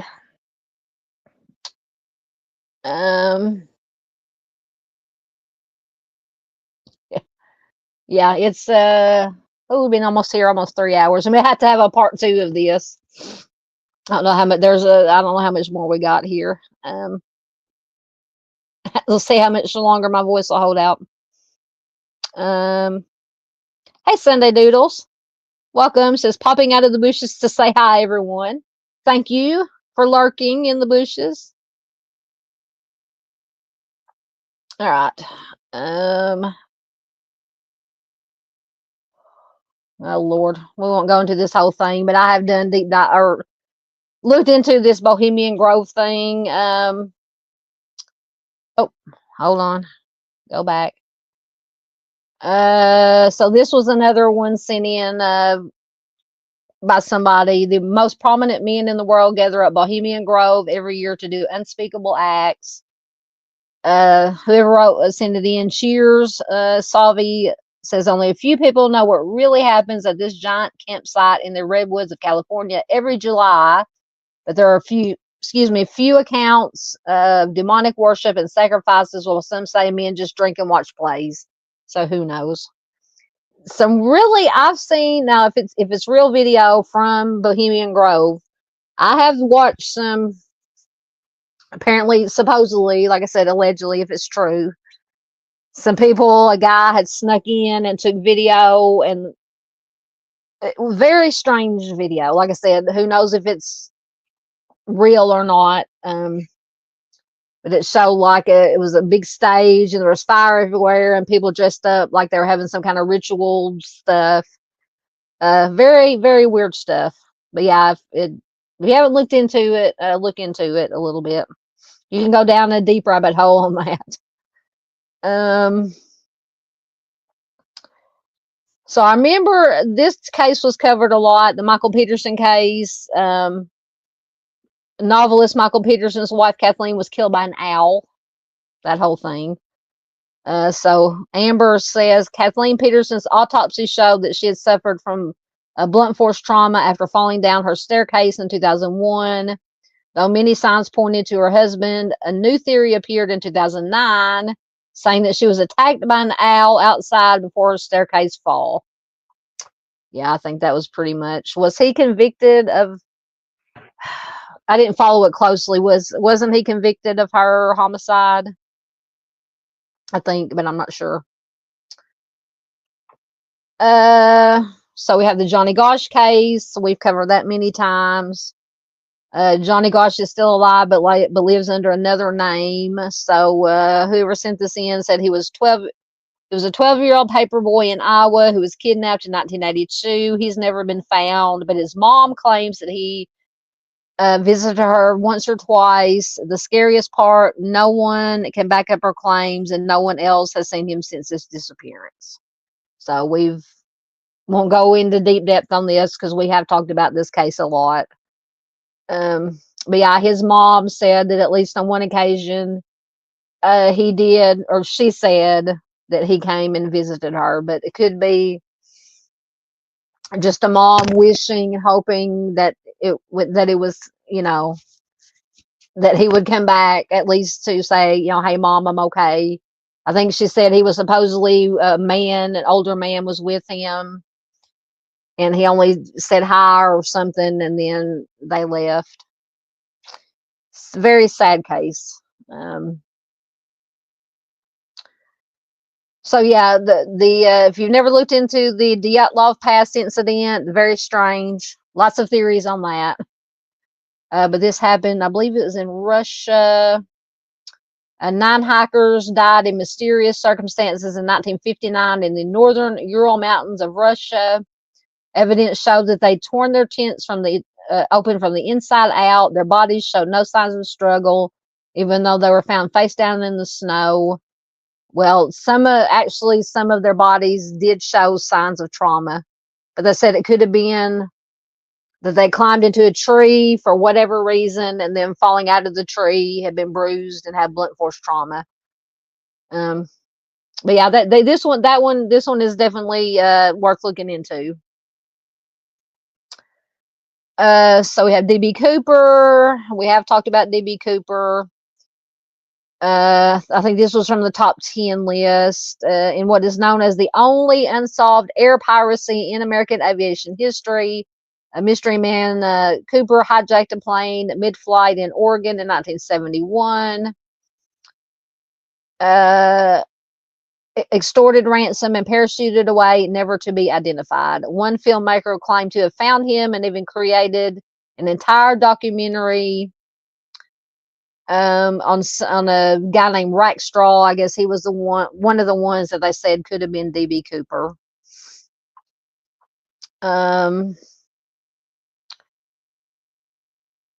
So once again, everybody is a Zodiac killer. So this is from the ones that people sent in. The homicide of the Black Dahlia, the offender of the Black Dahlia, George Hill Hodel, was also the Zodiac. Why does everybody want to make everything that's happened, the Zodiac did it? So they said most theories about Hodel were created by his own son, but derived from real evidence, like how his surname is in one of the Zodiac ciphers said to contain the offender's name. And the police conducted tests on soil from the back of his house at the time of the Black Dahlia homicide that proved positive for human remains. So who knows? I told you some of these people have too much free time on their hands. So I had never. So we talked about Paul McCartney before. Paul's dead. Of course, there are several conspiracy theories about John Lennon's death, mostly that the GOV had something to do with it, or one of the alphabet agencies. I had never heard the conspiracy theory that Stephen King had anything to do with John Lennon's death. Where do these people come up with this? So I don't even, let me see if I found anything. And I love Stephen King. He's like one of my top 2 favorite authors. Let's see quickly if I can find what the basis.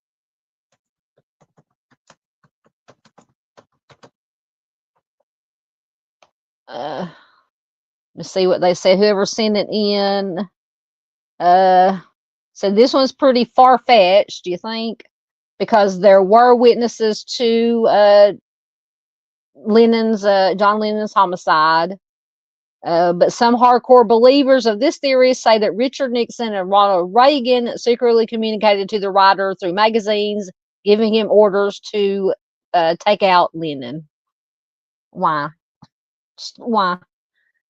I just don't understand. So there, like I said, there's apparently there's been a lot of podcasts about it.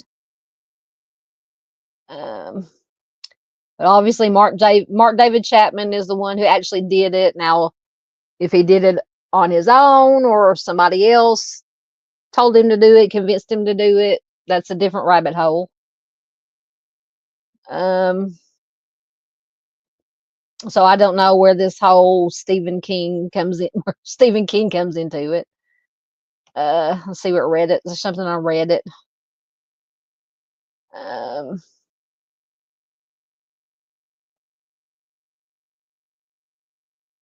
Well, it doesn't have a picture. Oh, Reddit's not that reliable. But yeah, to me, that's just off way, way down the rabbit hole.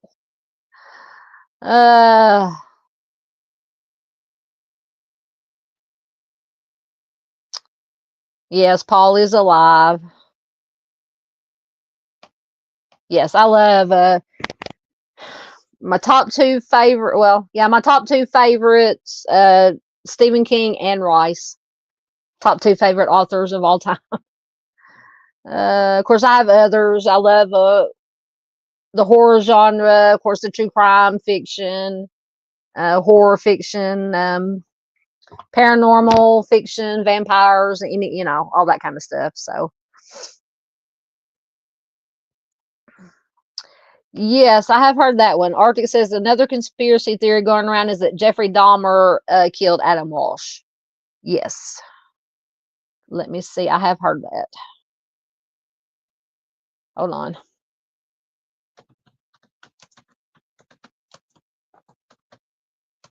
Hear me poking on my keyboard. So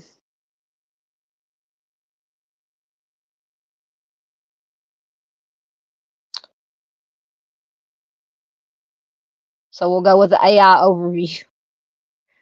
So while Jeffrey Dahmer's potential connection to Adam Walsh's homicide has been the subject of speculation and investigation, it was ultimately a serial offender, good old Otis Toole, who Mr. Steve said he would confess to anything for a 6-pack.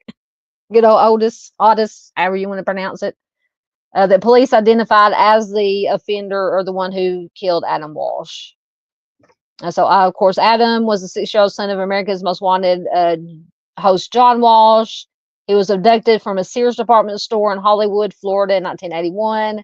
His severed head was found 2 weeks later. So Toole confessed to the homicide multiple times. He also recanted his confessions. Despite inconsistencies and a lack of physical evidence, police eventually closed the case in 2008, satisfied that Toole was the offender. Toole passed away in prison in 1996. So I don't know. I mean, anything's possible. Obviously, we don't know for sure, but I think they just, with Toole, they just wanted to close the case and just be done with it and put it to rest. And maybe that's why this is all just my thinking, my opinion. And maybe that's why they said, okay, you know, Otis Toole confessed to it. But once again, he would confess to anything for some beer. And he also recanted, but anyway. So the Jeffrey Dahmer connection. So at the time of Adam's abduction, Jeffrey Dahmer was living in the Miami Beach area, about 20 miles from where Adam was last seen. Some witnesses reportedly saw someone matching Dahmer's description near the area where Adam went missing from. Dahmer was later interviewed by Florida police in 1992, but denied involvement in Adam's killing. Some theories suggested that Dahmer may have been involved, citing similarities in his MO to elements of Adam's homicide. However, these are theories and have not been definitively proven. Therefore, despite the continued speculation and theories regarding Jeffrey Dahmer's potential role, Otis Toole remains the individual officially identified by law enforcement as responsible for Adam Walsh's death. I know, to me, it would make more sense that it would be Dahmer than Otis Toole, you know. Oh. Paula says, would not be surprised if he did.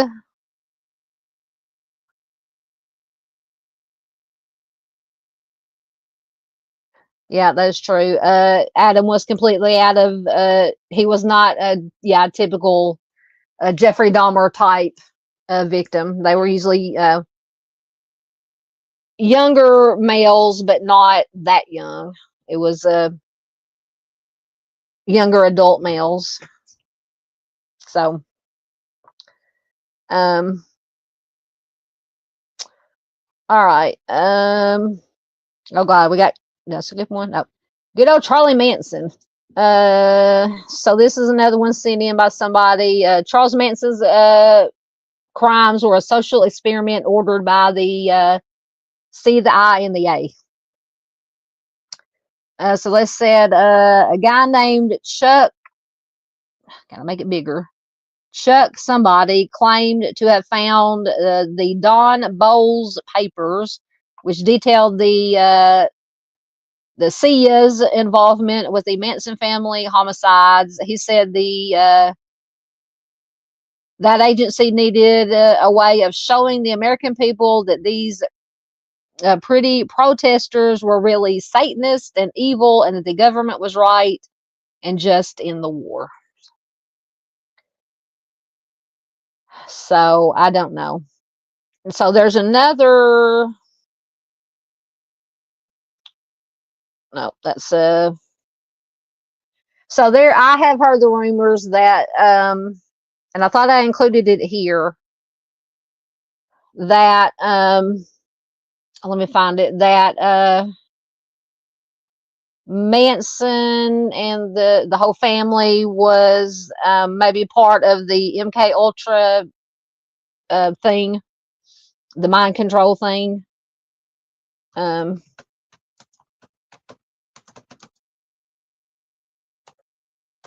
Which one, MK Ultra, like I said earlier, was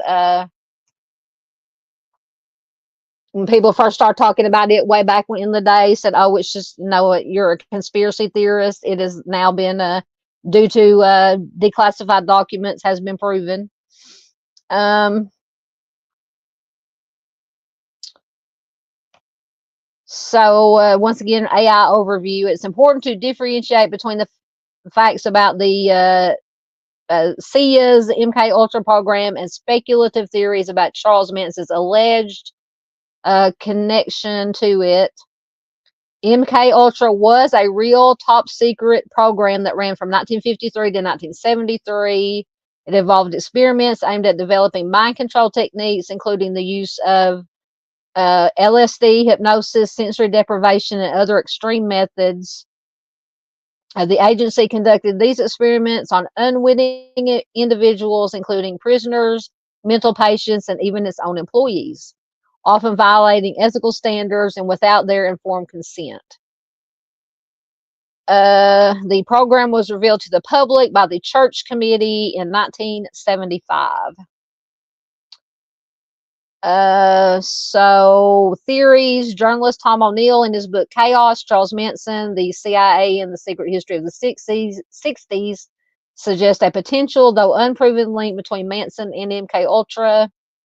O'Neill highlights that Manson was frequenting a clinic in the Haight-Ashbury district where his parole officer worked during a period when Dr. Lewis Jolly West, who is a psychiatrist with rumored ties to MK Ultra, also had an office there.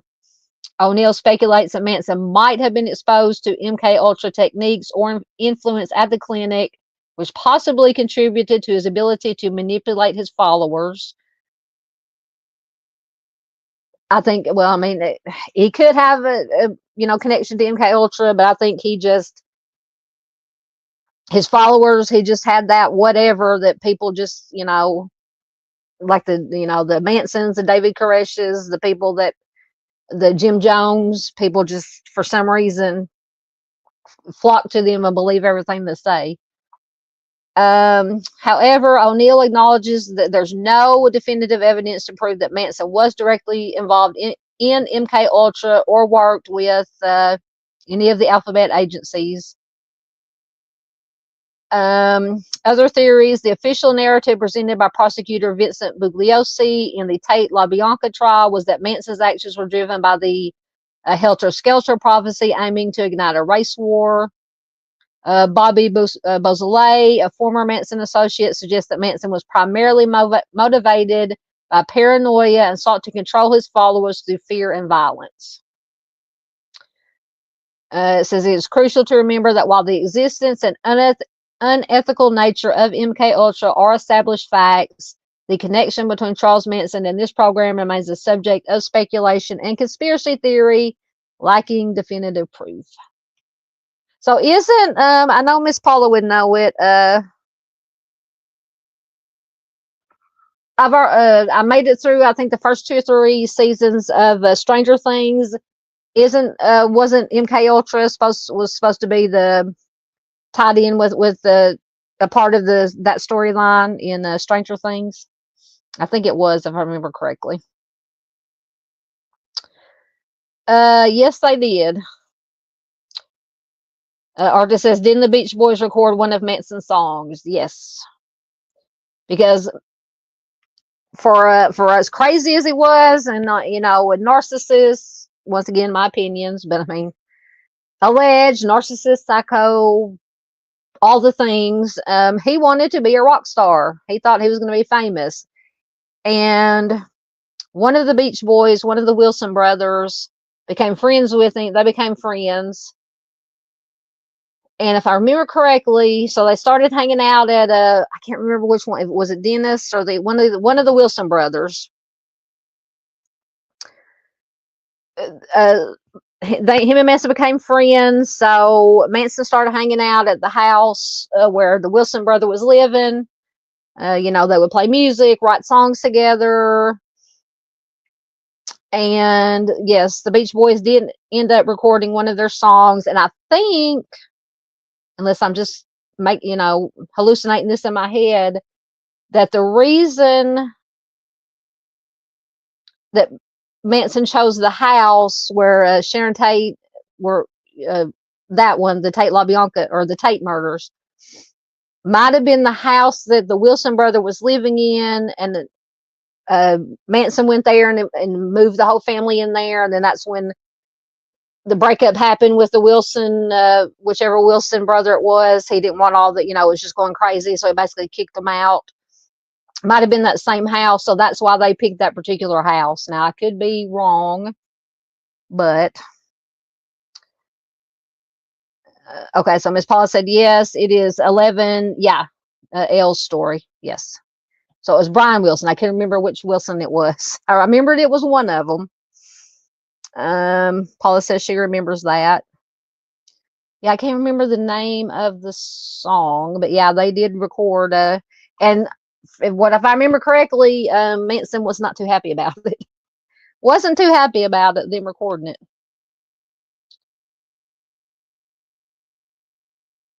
Okay, so Far says, I think you were right about the house because I heard something like that. Yeah, I think that, that was the house that they hung out with the Wilson, and until they kicked him out. And so that's why they didn't necessarily choose it because Sharon Tate was there. They just chose it because, that's the house. He remembered it, and that's why he picked it. Ooh, Miss Barbara says, my mom was there when all this went on with Charles Manson in California. Ooh, I bet that was scary. Scary, scary. Yeah, you can go down, once again, all kinds of rabbit holes with Manson, too. Yeah. All right. So, of course, we have the smiley face theory. We're not, I'll read what this says, but we've all heard about the smiley face theory. So, the smiley face killer theory. So sometimes the line between conspiracy theory and genuine theory is a little blurred. I think this was in the top 10 list. Such is the case with the smiley face theory. Some professionals believe that a network of offenders is responsible for the drowning deaths of dozens of college-age men across the United States since the 1990s. Found near most of the bodies was smiley face graffiti, suggesting that the symbol is some type of calling card for the criminal organization. The major proponents of the theory are New York detectives Kevin Gannon and Anthony Duarte and criminal justice professor Lee Gilbertson. It's an interesting theory, but it is often dismissed owing to a lack of evidence, the frequency of drowning deaths, and the proliferation of smiley face graffiti. So yeah, I think it's just people who have been drinking, whether it be male, female, adults, college kids, whatever, drinking and then having bodies of water close by do not mix. And I believe I've read that the smiley face is actually the most common form of graffiti that is found everywhere, anywhere. So in my opinion, that explains the smiley face theory, smiley face killer theory. Man, I would love to hear those stories. Miss Barb says she told me about it. Wow. I bet that was crazy.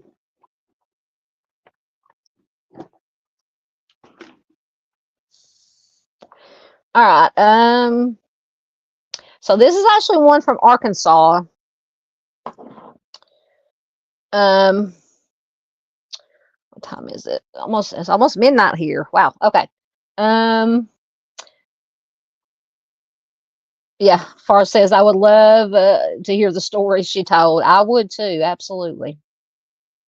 So this was down in southwest Arkansas, Texarkana. The Phantom Killer. So there was what they call the Phantom Killer. So there are theories on who it was, and one of the theories was that it was actually a deranged soldier. So it says this was the number 6 on the top 10 list. So whether you call them the Phantom of Texarkana, the Phantom Killer, or the Phantom Slayer, one thing remains consistent. They took the lives of 5 people throughout the greater Texarkana area in early 1946. The homicides technically remained unsolved, although most officials believe that a career criminal named Yule Sweeney was responsible.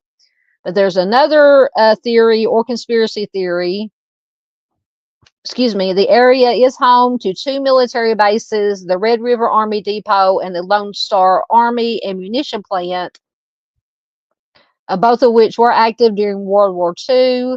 Owing to the tactical precision of the homicides and the perps use of a standard issue a 32 caliber weapon, some believe that a soldier was responsible and that the military covered it up to prevent bad publicity.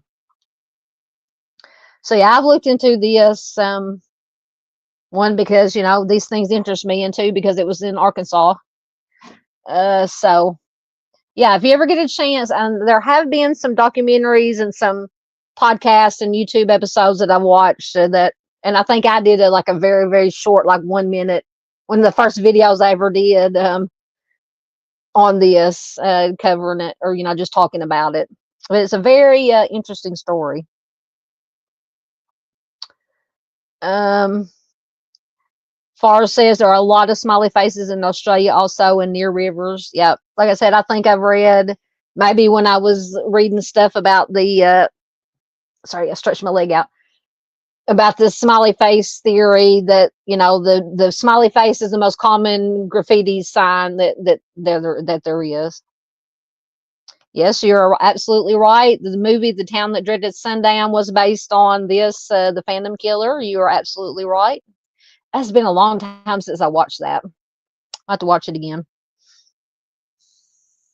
Yes, I have stayed at that motel. Arctic says we also have a paranormal hotel here in Arkansas. It's the Crescent Hotel in Eureka Springs. Arctic stayed there too. I've stayed there, and odd things definitely happen there. Yes, sorry, I'm usually don't vape on camera, but anyway, I think it was for my either 30th or 40th. It might be my 40th birthday. I think it's my 40th birthday.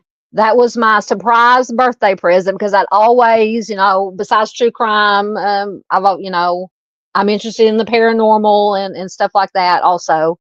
I'd always wanted to just go, because you can just go visit it and tour it. But my 40th birthday present was, we actually got to spend the night there, and we did the ghost tour because they do ghost tours.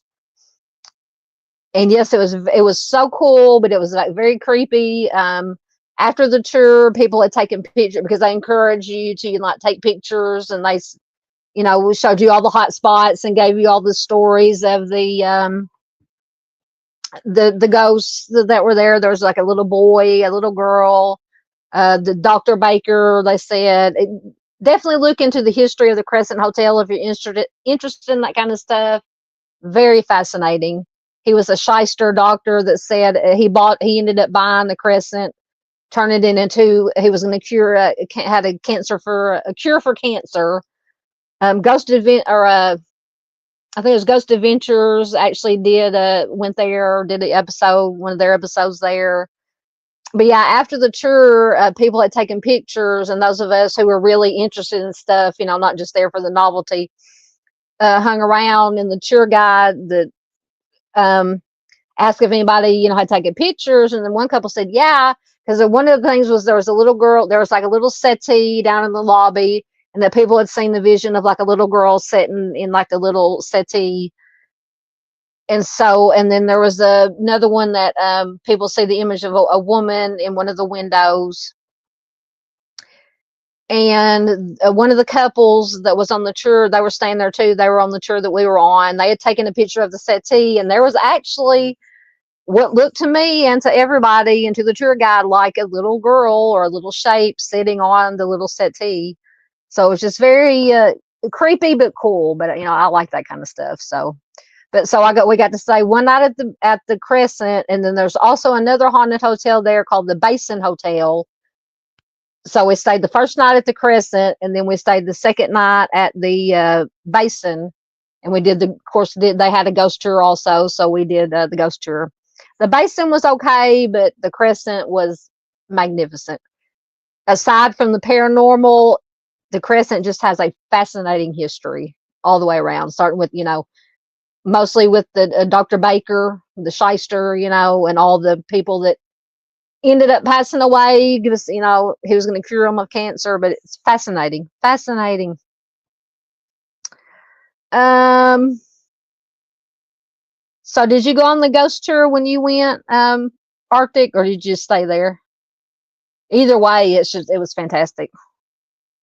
Oh yeah. Oh shoot, I forgot. Yeah, Dave maybe starting. Who knows when? Yeah, he's gonna start. Yes, it is. The crescent is. It's beautiful. It's fascinating. It's creepy. It's cool. It's all the things. I love it. I want to go back so bad. Yep.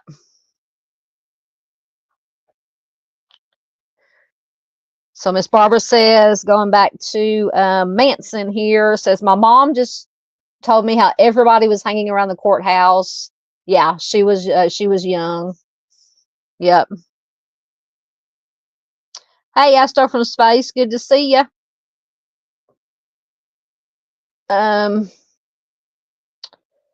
Arctic says that's where Austin and I spent our honeymoon, and yes, we did the ghost tour. Excellent, excellent. Yes, I want to go back so bad because, like I said, I think it was for my 40th birthday, so that was almost 15 years ago, 14 years ago, because I'm 54 now. But yeah, it was fantastic, fantastic. Yeah, I remember hearing about all the Manson girls were hanging around the hotel or the courthouse, and then all the followers who weren't the ones who hadn't been arrested. So they arrested what, 3 or 4 of the girls? I can't remember now. I think it was 4.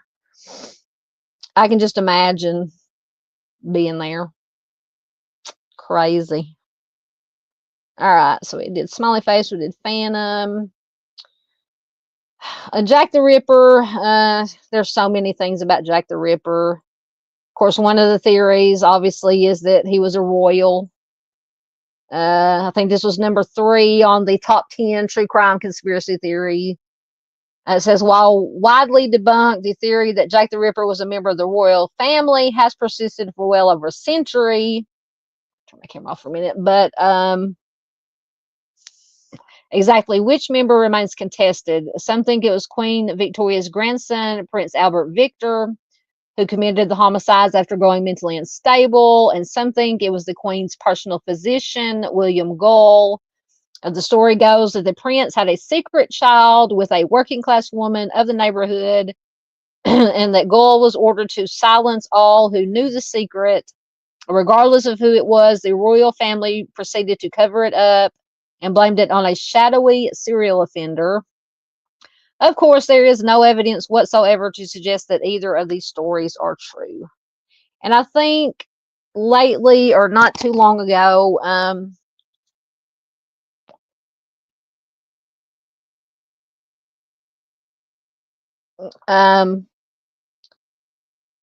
lost my train of thought. Not too long ago, they supposedly found a shawl that belonged to the victim that they found in her room. And they supposedly got some kind of DNA evidence on it that matched one of the people that had been speculated to be Jack the Ripper. The name escapes me right now. But who knows? I mean, that many years ago, how did they know that it was her shawl? How did they know? I mean, and even if it was, probably so many hands have touched it that anybody's DNA could be on it. I mean, oh, well, thank you, Astro. I appreciate that. Yeah, that's Paula says, I think he was a doctor or a surgeon. That has been brought up. Absolutely. And I would tend to, and I'm trying to think if the guy that they supposedly found the DNA, because I think they found some of his descendants and they got their DNA and it matched partially to the DNA that they supposedly found on the shawl that was supposedly belonging to one of the victims. But yeah, a doctor or a surgeon, yeah, that was one of the speculations, which would make sense by the way that they were killed. Yeah, Astro says, just think if he had social media back then. Absolutely. Absolutely. So yeah, we've delved into the Jack the Ripper, so we won't go deeper into that. Oh, of course, I think this is the last one, maybe. JFK. This will probably have to be a whole one to itself.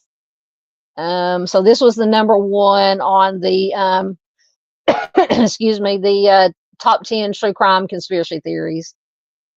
So what is arguably the biggest true crime in history occurred on November 22nd, 1963, when President John F. Kennedy was shot and killed while driving through Dealey Plaza. The official story is that Lee Harvey Oswald acted alone and shot the president, but there are quite literally countless hundreds, thousands, millions of theories, conspiracy theories, arguing against this. Many people have been blamed for Kennedy, the assassination, including the C, the I, and the A, the Soviets, the mafia, Castro, Johnson, and even, yes, the Illuminati, once again. Perhaps the most famous theory concerns the second shooter on the grassy knoll, who was responsible for the fatal shot to Kennedy's head. It doesn't matter which one you believe. The point is, almost no one actually thinks that it was Oswald. I agree. In my humble opinion, it was one or more of the alphabet agencies. Maybe the one that starts with a C, ends with an A, with an I in the middle. Teamsters Union may have been in there. Mafia may have been in there. I think it was a whole combination of things. Because at the time, Kennedy was trying to bring an end, trying to work out a deal to bring an end to the Cold War. Of course, we know that war is a money machine, and certain people of higher powers like to have the money from the wars. Could have had something to do with it, just for entertainment purposes only. Just my opinion, you know. But to me, that's what I've always thought, because I have definitely dug into this one, read everything I could find on this. And yes, LBJ, and some others, because there was some kind of secret or not so secret meeting between LBJ and some other people of power, higher ups. Maybe the night before, a night or two before, and some things were said and overheard, and yeah, just go down whatever rabbit hole you want to go down on this one if you haven't already. But yeah, my opinion is it was some one or more of the alphabet agencies, maybe the Teamsters Union in there, the mafia, the GOV, you know, take your pick, one or all of the above.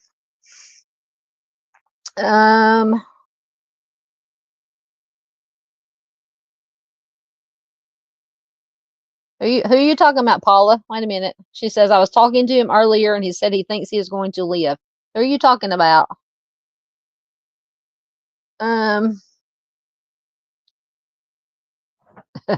Far says JFK. I always said it was the Bushes. I don't know. It just sounded good to me.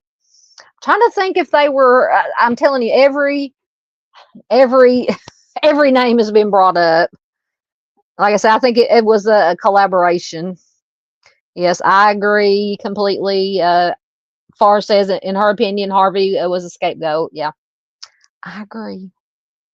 And I have almost convinced myself that there was a second shooter on the grassy knoll. For a long time, I was like, no. But the more you look into it, the more you read, the more. So they did declassify some of the files. Now, did we really learn anything new? Maybe, maybe not. But, you know, just it's hard to find. Well, not really hard. There's a million and a half videos out there of, or, you know, podcasts, videos, whatever, discussing JFK. But some things they bring up, it makes sense. Yep. Arctic says, I just find it very convenient that LBJ had his family Bible with him and insisted on being sworn in on the plane, carrying JFK's cold dead body next to Jackie in her bloodstained dress. Absolutely. And there is a picture that I've seen. I think maybe, who was it? Crystal, Cold Case Crystal. Here, it's been a while back. She was talking about this, and she had the picture on the plane, and it was LBJ's wife. I can't remember her. Can't think of her name right now. She just had this weird, evil smile on her face when he was being sworn in. It was just very bizarre, very bizarre. Far, you should, if you have time, you should definitely look. Far says, I don't know much about it except JFK was a president. He was gunned down. I really don't know much else. Yeah, it's probably, like it said, the biggest number one conspiracy theory, maybe not so conspiracy, that there is, that there's ever been, at least in the United States. So Dave's about to start. Yeah, I think we're about done here. Because I don't know why my slides aren't moving.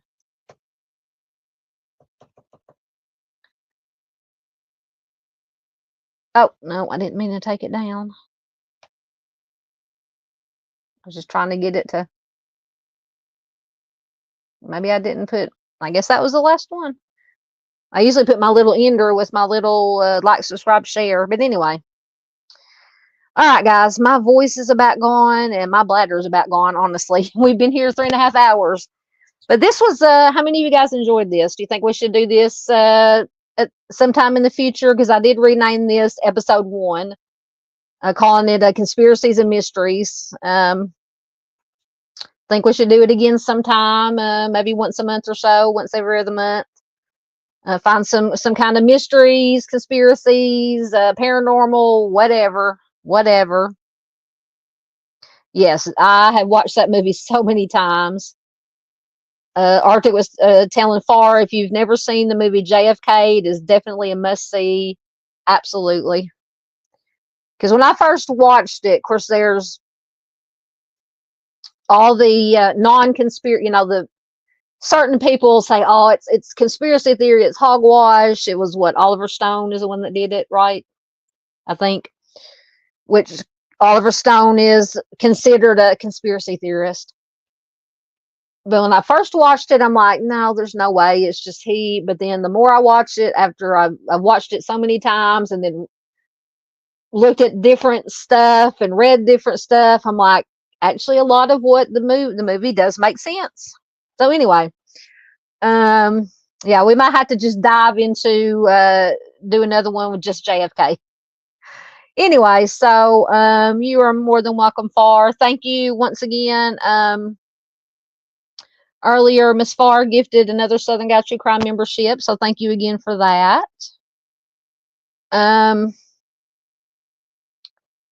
Yes, definitely give it a watch. It's a good movie. Good movie. So Monday, I think I'm gonna take tomorrow off from work, or maybe part of the day, because I've got to get I got my slideshow ready for Missing Person Monday. I just got to get all the research done with all the extra articles and all the everything put together on the computer. So I'll be back Monday. Excuse me. Once again, the pizza's not agreeing with me. I'll be back Monday night, 8:30, barring any unforeseen is coming up. With Missing Person Monday, as usual. I'm fixing to go check out Dave, see what he's up to tonight. So if any of you guys are not ready to go to bed, head over to Dave, Out on the Prowl. We'll see what he's doing tonight. Until Monday, have a good rest of your weekend. Be safe out there. Don't be scared. Be prepared. Always be aware of your surroundings. Take care of each other. Be safe. I'll leave you once again with the kiddies. And I'll see you guys Monday night. Thanks, guys.